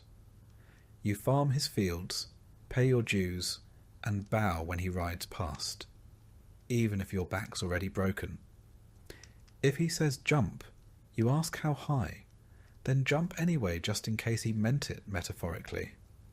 Refuse? That's cute. Let's see how funny that is when he finds you, takes your grain, or throws you in the stocks during a snowstorm. The stocks, by the way, are winter's least cosy seating arrangement. Wooden planks clamp your arms and neck, while your neighbours get to walk by and admire your poor life choices. It's cold. It's humiliating. And if someone's feeling festive, they might throw something. Turnips if they're nice, rocks if they're not. You don't protest. That might get you a second round. But lords weren't your only problem. The church was just as powerful, and arguably more terrifying. God might forgive, but the local priest? Not so much. He watches everything. Who misses Mass? Who works on holy days? Who might be secretly coveting someone else's goat? And he keeps a record, not just for spiritual purposes, but for leverage. One misplaced comment and suddenly you're accused of blasphemy, or witchcraft, or worse, forgetting to tithe. Speaking of tithes, they're not optional. You give 1/10 of everything you produce, even if that means you don't have enough left for yourself. Grain, eggs, chickens, your dignity, the church takes its share. And if you fall short, you don't get a reminder notice. You get a sermon delivered in front of everyone, complete with meaningful stares and eternal consequences. The preacher's power isn't in muscle, it's in memory. He remembers who skipped prayers, who whispered during Mass, who dared to question why Lent means eating boiled weeds for 6 weeks. And in the winter, when everyone's cranky and coughing, it doesn't take much to land yourself in the pulpit's line of fire. Then there's the law, or whatever passes for it. The constable is often just a farmer with a stick and a vague sense of authority. Laws are less about justice and more about keeping people in line. Steal bread, lose a hand. Say something cheeky to a noble, lose a tongue. Gossip too loudly, get fitted for a scold's bridle. A lovely little iron mask with a mouthpiece designed to make you think twice before speaking a third time. Even private matters come with public consequences. If your child misbehaves, you're blamed. If your spouse curses, you both suffer. Discipline is a community affair. The whipping post doesn't care whose idea it was, just that someone gets hit. And don't get too clever. Intelligence, in this world, is suspicious. Reading is for priests. Curiosity is for troublemakers. If you ask too many questions, someone might accuse you of sorcery, which comes with a complimentary drowning or bonfire. If you're a woman, the rules are even stricter. You obey your father, then your husband, then your son, in that order. You speak softly, work constantly, and never give anyone a reason to point at you and whisper witch, because once that word is in the air, it doesn't matter what you've done. Healing someone? Witch. Knowing how herbs work? Witch. Talking back? Witch with extra kindling. And let's not forget your fellow villagers. They're not just bystanders. They're part of the system. That neighbour who smiled at you during market might report you for working on a saint's feast day. That cousin who borrows your firewood might also casually mention you muttered something unholy in your sleep. Surveillance isn't digital. It's human and deeply nosy. It's a culture of control. Everyone watches everyone else, and nobody is safe. The cold only sharpens the paranoia. Long nights breed longer grudges. One small slight, a stolen tool, a bad trade, a missing hen, can escalate into accusations, punishment, and public shame. And there's no appeal process. The closest thing to justice is hoping your Lord is in a good mood, and your priest didn't stub his toe on the altar steps that morning. Even jokes are dangerous. Say the wrong thing in the wrong tone, near the wrong person, and suddenly your sense of humour is considered evidence of sedition. Laughter is fine, if it's at the Lord's joke, at the priest's sermon, or at someone currently in the stocks. Anything else is suspicious. Winter makes everything worse. People are hungrier, colder, and meaner. Punishments hit harder when your skin's already chapped and your spirit's already cracked. A slap in summer is an inconvenience. In winter, it's a deep sting that doesn't fade for days. And with no ointments, you're left to treat your bruises with snow and silence. There's no village meeting to discuss grievances. There's just top-down orders and bottom-up obedience.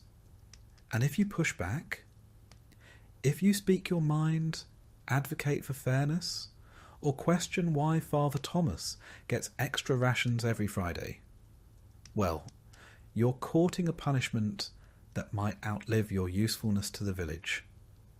Even animals get better treatment if they're productive. A healthy ox is more valuable than an injured peasant. A goat that gives milk gets fed before you do. Your worth is measured in output and obedience, not opinion. Stay in your place. Stay quiet. Stay useful. That's the unspoken motto, and winter only underlines it in frost. And yet, people adapt. They learn to bow without bending too far. They master the art of polite silence. They say yes with their mouth and not today with their eyes.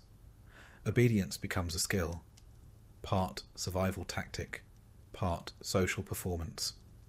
Children learn early. They're taught not just how to work, but how to act, how to speak to the Lord, how to avoid the priest's gaze, how to sit still at Mass and not giggle when old Margaret snores during the homily. You don't teach them to dream big. You teach them to stay small, unnoticed, and intact.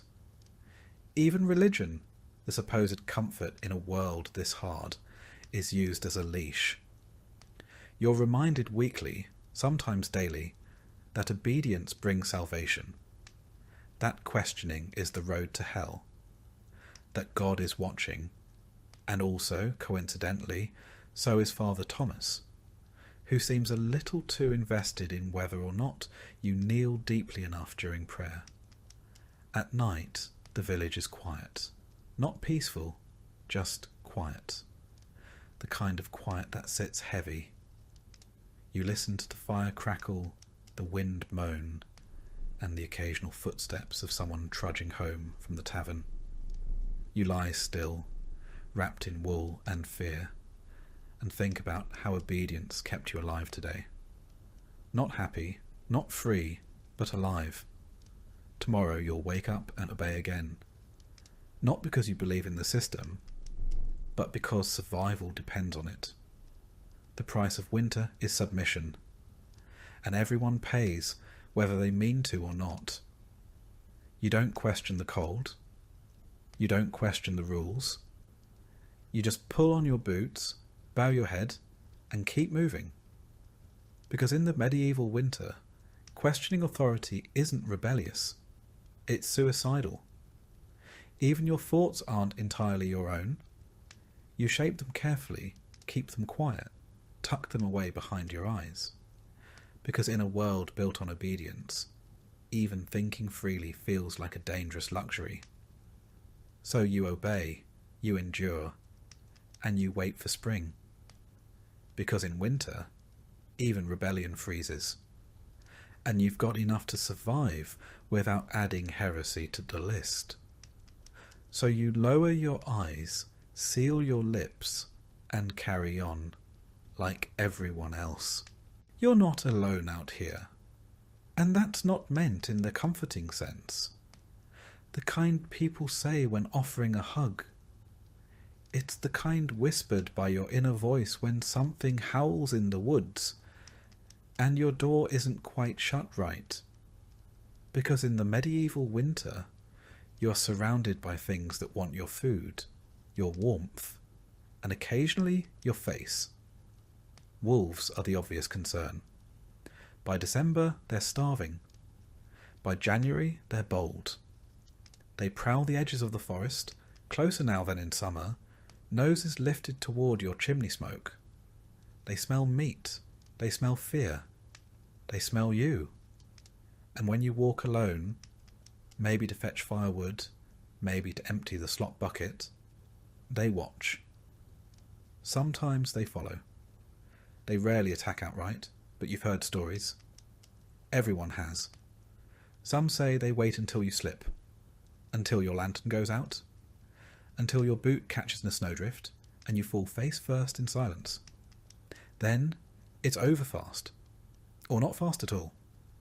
But wolves aren't the only ones watching. There are smaller predators, quieter, sneakier, and often already inside. Rats don't care about the cold. They've made themselves at home, tucked behind sacks of barley, scurrying under your straw bed, nibbling anything remotely edible, and some things that aren't. You've heard them at night, the gnawing, the skittering. The occasional scream from someone discovering a rat had made a nest in the laundry pile. They eat grain, soap, leather. They chew through your shoes, your belts, the bindings of the only book in town. If it can be chewed, it will be. And when food runs low, truly low, rats become more than pests. They become a test of what you're willing to kill in the name of dinner. Cats help when you've got them, but a good mouser in winter is almost worth more than a child. And they know it. They lord over the cottage like tiny monarchs, demanding warmth and respect in exchange for thinning the vermin herd. If they don't feel like hunting, well, too bad. The rats resume their midnight buffet, and you wake up to something missing a corner. Then there are the dogs, not all of them friendly. Some are village strays, half-wild things with torn ears and ribs showing through their fur. Most were abandoned when food got tight. Now they roam in loose packs, sniffing at doors, chasing chickens, and occasionally cornering someone too slow to close the gate. You don't trust them, they don't trust you. They bark at ghosts and sometimes at nothing at all. But when they're hungry enough, barking turns into biting. Out in the woods, you've heard rumours of lynxes. Rare, but not impossible. A blur of fur and claws that disappears before you're even sure it was real. Mostly they avoid people. Mostly. But if one showed up in the village, No one would be surprised, just unlucky.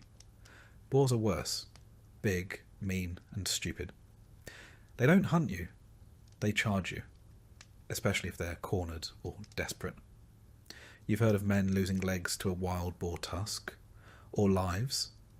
In the leanest months, some still try to hunt them for meat. Sometimes they come back with dinner. Sometimes they don't come back at all. And just when you think the outside is bad, remember, the inside isn't much safer. The cold drives more than rats indoors. Spiders, beetles, centipedes, things that crawl and crunch underfoot, all come looking for warmth. You step on them barefoot at dawn and pretend not to scream.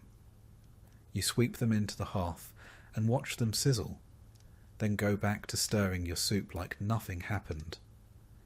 If you're storing food for winter, dried meat, apples, cheese, or salted fish, you guard it like treasure. Not because you're greedy, because you're in competition with everything else that breathes. The mice are relentless. The mould creeps faster than your fingers can scrape. And the family dog, if you have one, has taken to staring at the larder door like it's made of dreams. Some families hang food from the rafters to keep it safe, which works, until something climbs the wall and steals it anyway. You've found half-eaten sausages on the floor, tiny bite marks in your bread, and worse, droppings in the flour bin. You wipe them out, close the lid, and pretend it's still usable. Because waste is luxury, and you can't afford either. Even birds get strange in the cold. Crows seem to follow you, perching on rooftops, watching from fence posts, silent and waiting. You tell yourself it's superstition, but then you see 3 of them on the same beam above your front door, and wonder if they know something you don't. Winter sharpens everything. Sound carries further. Footsteps in snow echo louder. When you hear something outside, snapping branches, low growls, even the rhythmic crunch of approaching boots, your heart doesn't race. It locks up. Because sometimes it isn't an animal. Sometimes it's a person who's just as hungry as a wolf, and twice as desperate. Bandits don't take the season off. They're colder, hungrier, and more reckless. If they think your family has food, they might try the door, or break it down, which is why you sleep lightly with a blade near the bed, dull, rusted, but sharp enough to give you a fighting chance. You pray you never have to use it. And so, every noise becomes a question. Every gust of wind, every creak in the roof, every bump against the wall. Is it just the cold settling in? Or something trying to get in? You start to learn the language of winter. The way snow falls when something has moved through it. The silence that means something's watching. You listen differently. You think differently. You begin to count your food in days, not weight. You tuck your hands under your arms whenever you're not working, not because it's warm, but because frostbite doesn't ask permission. And you never, ever let your guard down. Because predators don't knock. They don't announce themselves. They just arrive, teeth bared, claws out, cold as the season itself. The church might preach that God watches over you, even in winter. But God doesn't patrol your chicken coop. He doesn't chase rats out of the cellar. And he doesn't leave tracks in the snow just beyond your door. So you check the locks. You double knot the rope. You leave the fire burning low and the knife where you can reach it. And when you sleep, it's the kind that ends at the smallest sound. Half rest, half readiness. Because winter isn't just cold. It's alive. It's hungry. And it's always waiting. In the mornings, you check for tracks. Not out of curiosity, out of necessity. A single line of paw prints across your garden means something visited. Maybe just passing through. Maybe scouting. Sometimes it's foxes, nosing around the chicken coop. Sometimes it's worse.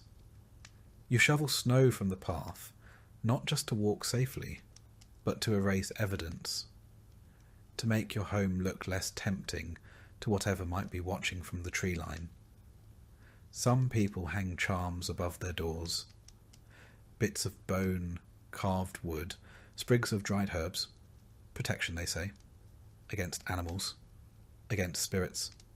Against luck turning sour. Whether they work is anyone's guess, but no one dares remove them. Your dreams turn strange. Teeth, eyes, heavy footsteps. You wake in a sweat, breath fogging in the cold air, and listen, just in case. Because winter in the medieval world doesn't just test your strength, it tests your sanity. It frays your nerves, your sleep, your sense of safety. Every dark night is a dare, every howl a reminder. Out here, you're not at the top of the food chain. You're just another creature trying to survive the cold. So you carry on. Eyes open, doors shut tight. Because in a medieval winter, staying warm is only half the battle. The rest is making sure nothing eats you before spring. And if something is hungry enough, it won't care whether you've prayed, prepared, or hidden well. It will just come, and you'll need to be ready. Because in a world like this, even rebellion freezes. When your food is gone, your toes are numb, and your roof leaks more than it covers. There's only one place left to turn. God. Or more specifically, the medieval church, which, depending on the day, is either your salvation or one more mouth demanding something from you. Religion in the Middle Ages wasn't optional. It was oxygen. It filled every hour, every room, every thought, especially in winter, when death felt closer than ever, and plagues liked to show up uninvited. You didn't just believe in God. You structured your life around the idea that He was watching, and that He wasn't thrilled. The church didn't just offer comfort. It offered rules, rigid ones. You attended Mass, even if the church was colder than outside. You fasted on command. You confessed things you weren't entirely sure were sins. And if you didn't, the consequences weren't just spiritual, they were social. People noticed, people talked, and nobody wanted to be the reason the harvest failed or the fever spread. The church building itself was no haven. Stone walls, dirt floors. A draft that seemed to aim directly at your spine. You'd huddle beside your neighbours, trying not to shiver loud enough to be accused of weakness, while the priest, layered in robes and spiritual authority, droned Latin none of you understood. But you nodded anyway, because it wasn't about comprehension. It was about obedience. Mass didn't pause for weather. If the river froze over, you crossed it. If your child had a cough that sounded like the devil himself had taken up residence in their lungs, you wrapped them up and brought them along. Missing Mass wasn't just frowned upon, it was noted. By the priest, by your neighbours, by that one old woman who never blinked and always sat in the front pew. And let's not forget tithing. 10% of everything you had, or were supposed to have, went to the church. Not 10% of your surplus. 10% of everything. Whether your family was living on turnip broth and stringy boiled oats didn't matter. The Lord still needed his cut. Apparently, heaven had expenses. During winter, religion wasn't just ritual. It was survival theatre. People prayed for everything: warmth, food, health, the strength not to strangle their in-laws after 3 months of being snowed in. Every problem had a saint. Sick cow? Saint Eligius. Frozen fingers? Saint Polycarp, probably. Lost your axe in the river? Saint Anthony. Lost your mind trying to survive January? Saint Dymphna, patron saint of those just barely holding it together. And then there were relics, bones, teeth, splinters of alleged crosses, handkerchiefs that once touched someone holy. These were housed in glass cases, silver boxes, or whatever could be fashioned out of melted down spoons. People would trudge through snow and slush for miles just to glimpse one, kiss it, and whisper a prayer. Not because they fully understood the theology, but because they were out of options. Miracles, at least in theory, were always possible. You could be healed, your baby could recover, your pig might stop foaming at the mouth, and if none of that happened, well, perhaps it was your fault for not believing hard enough, or for that unconfessed sin you were pretending didn't count because it happened in the dark. Confession was its own sort of winter ritual. You'd kneel in a wooden booth, knees frozen, voice low, whispering your sins to a man who already suspected what you were going to say. The priest didn't flinch. He'd heard worse. Always had. Adultery, theft, envy. That time you accidentally ate bacon on a fast day. You said your piece, got your penance, and left the booth feeling briefly lighter, until the guilt crept back in 5 minutes later. And then came fasting. Advent, Lent, Saint days, no meat, no eggs, sometimes no dairy, in the middle of winter. When you already hadn't tasted meat in a month, and your last egg froze solid before you could crack it. You'd huddle over your sad little stew, made from whatever hadn't moulded yet, and call it holy sacrifice. But you didn't dare question it. The church was everywhere. It owned land. It controlled calendars. It collected dues. And it told you explicitly that everything you endured in this life would be worth it if you followed the rules. And if you didn't, eternal fire. Not metaphorical fire. Actual burning, shrieking, forever fire. That's what waited for you if you slipped up. The weather itself was a sermon. A sudden storm. God's warning. A stretch of mild days. God's mercy. A frozen crop. Someone sinned. Who? Unclear. But someone. This turned villages into moral pressure cookers. Neighbours watched neighbours. The widow who muttered too loudly during Mass. The man who skipped Vespers. The child who asked too many questions. Any of them could be the reason the goats froze. The line between spiritual and social punishment blurred quickly. Gossip spread like frost across a field. You'd hear whispers, "She doesn't kneel properly," or "I saw him work on the Sabbath." The next thing you knew, you were at the centre of a prayer circle, or an accusation. And while you were freezing your extremities off, trying to be a good person, the priest lived just a little warmer. Not wealthy by noble standards, but definitely better off than you. He had wine. Actual wine. A private chamber. Possibly a feather pillow. And he reminded you often that your suffering was part of God's plan, which was convenient for him. Less so for you, but you still listened. Because what else was there? Hope, no matter how dim, was the product the church traded best. In a world where your child could die from a cough, and your neighbour could vanish beneath a collapsing roof, heaven offered a kind of cruel comfort. If this life was nothing but mud, hunger, and cold, then surely the next would be better. Golden streets, warm light, no frostbite, no rats. You held on to that vision, not because it made sense, but because it had to. Because otherwise you were just surviving for the sake of suffering. and that was too much for anyone to admit out loud. You'd carve little crosses into the beams above your bed, whisper rosaries in the dark, tie charms to your belt, saints for safety, saints for sleep, saints for not dying before morning. Every tiny ritual was a rebellion against despair.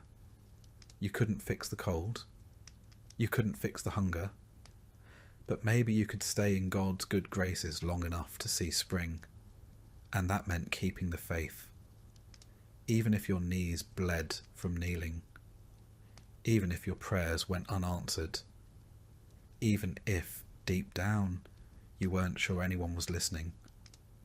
And when someone did die, which in winter was often, it was the church that guided their body to rest. Or tried to. The ground was frozen.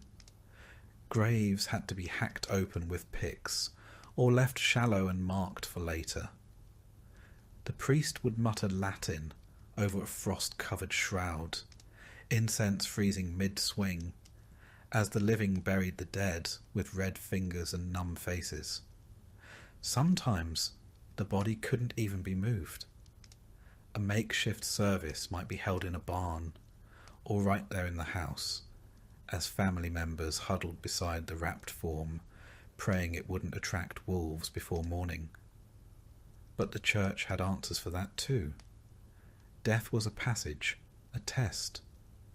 The cold couldn't follow you into heaven. The hunger would end. The pain was temporary, if you believed, and if you obeyed. So even in the worst moments, kneeling in a church so cold, your breath fogs the hymnal, confessing sins just to feel some control, praying to a saint you barely remember the name of, you kept going. Because faith, in the medieval winter, wasn't just about salvation. It was about survival. And when the cold howled loudest, it wasn't the fire or the food that kept people going. It was the quiet hope that someone, somewhere, was listening. Because in a world ruled by frost and famine, belief was the last thing that couldn't be taken. There's a lie people like to believe about winter, that it ends in March. That spring arrives like clockwork, just when it's needed most. Flowers blooming, birds returning, the sun stretching its golden fingers across thawing fields. But in the Middle Ages, winter didn't care about calendars. It came when it wanted, left when it was finished. And sometimes it didn't leave at all. March could be just as cruel as January. Snow still fell. Ice still clung to the eaves like it had paid rent. The wind kept howling, and the sun stayed low, pale, and deeply unhelpful. Mud replaced snow, but that didn't mean life got easier. It just meant your boots got heavier. Spring was a rumour. Hope was a dangerous luxury. By the time the snow finally melted, the damage had already been done. The ground thawed, yes, but the people didn't. What winter didn't freeze, it starved. What it didn't starve, it broke. Bones, tools, spirits. Some families came through it thinner. Some didn't come through at all. You'd walk into town in April and find doors still shut, chimneys still cold. No smoke, no footprints, just silence and that particular kind of stillness that means someone didn't make it. Maybe it was the old man whose cough never got better. Maybe it was the woman who gave her bread to her children until there wasn't enough left for herself. Maybe it was the child who got sick in February and just faded. Funerals were quiet affairs, if they happened at all. By late winter, the graveyard had filled faster than anyone expected. The earth was too hard to dig properly for most of the season, so bodies were sometimes wrapped and kept in barns or caves until the ground could be broken.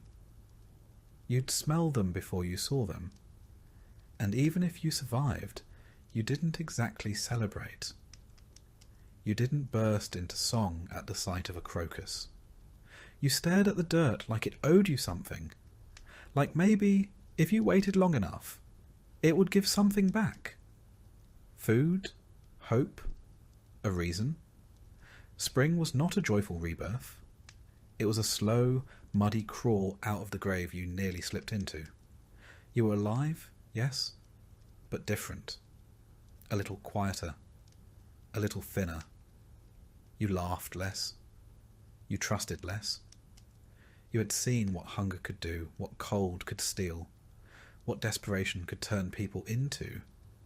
You didn't talk about it, not directly, but you saw it in each other, in the way people flinched at loud noises, hoarded crumbs, stared too long at piles of firewood as if counting them like coins.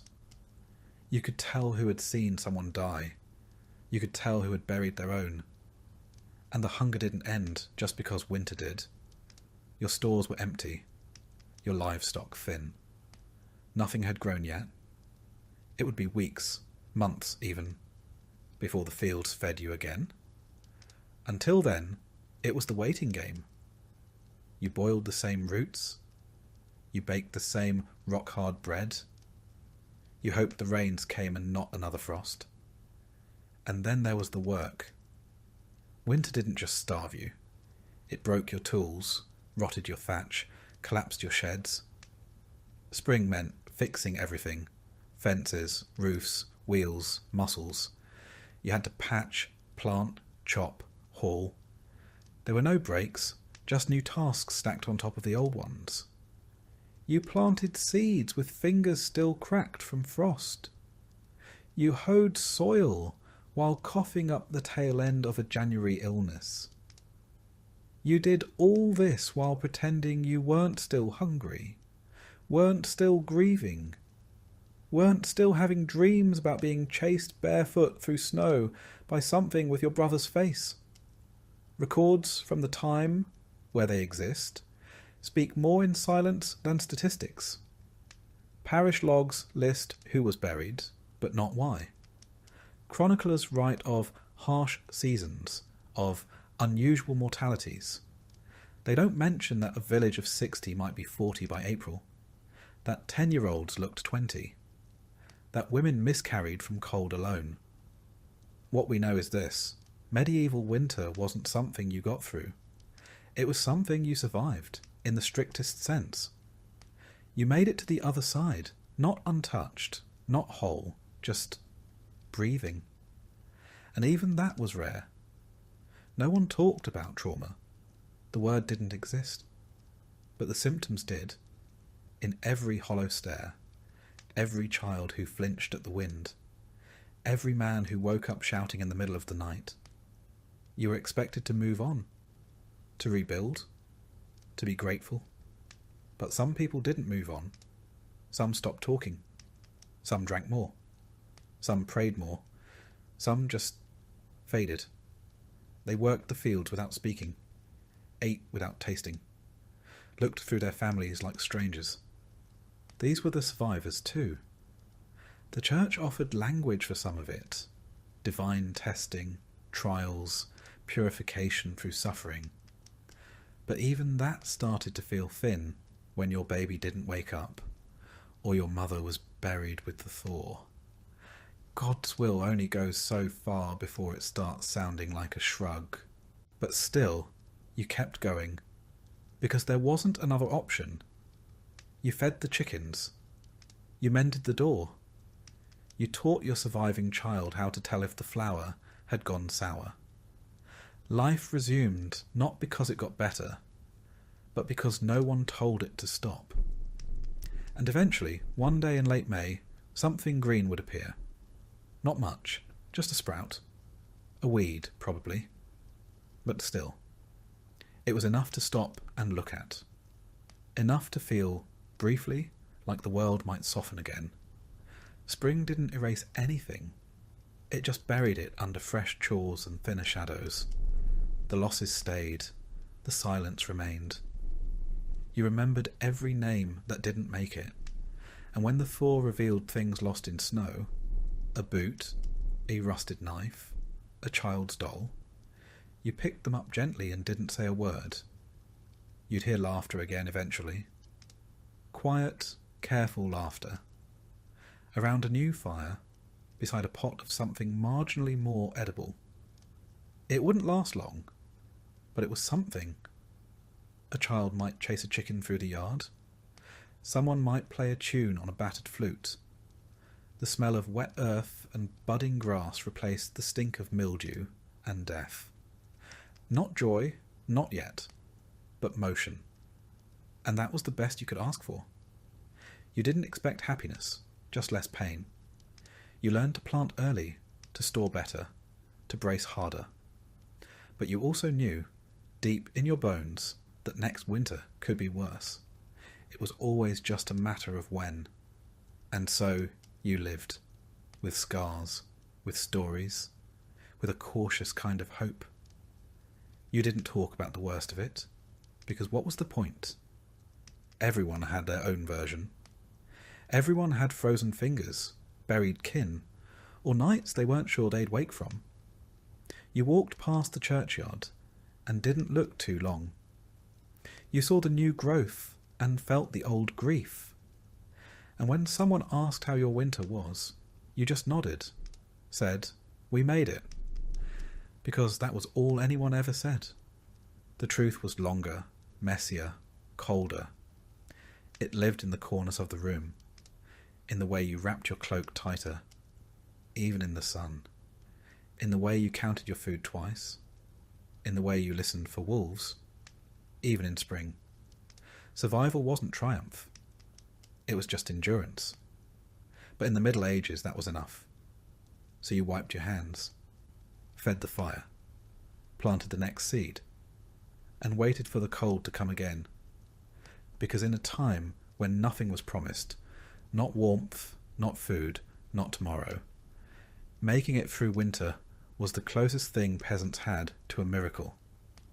And for most, there were no songs, no records, no legacies, just another spring, and the quiet proof that they were still here. Because survival didn't make you a hero. It just meant you were still standing when the snow finally gave up.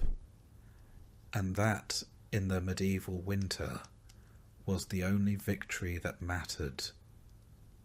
One more breath, one more season. Endure.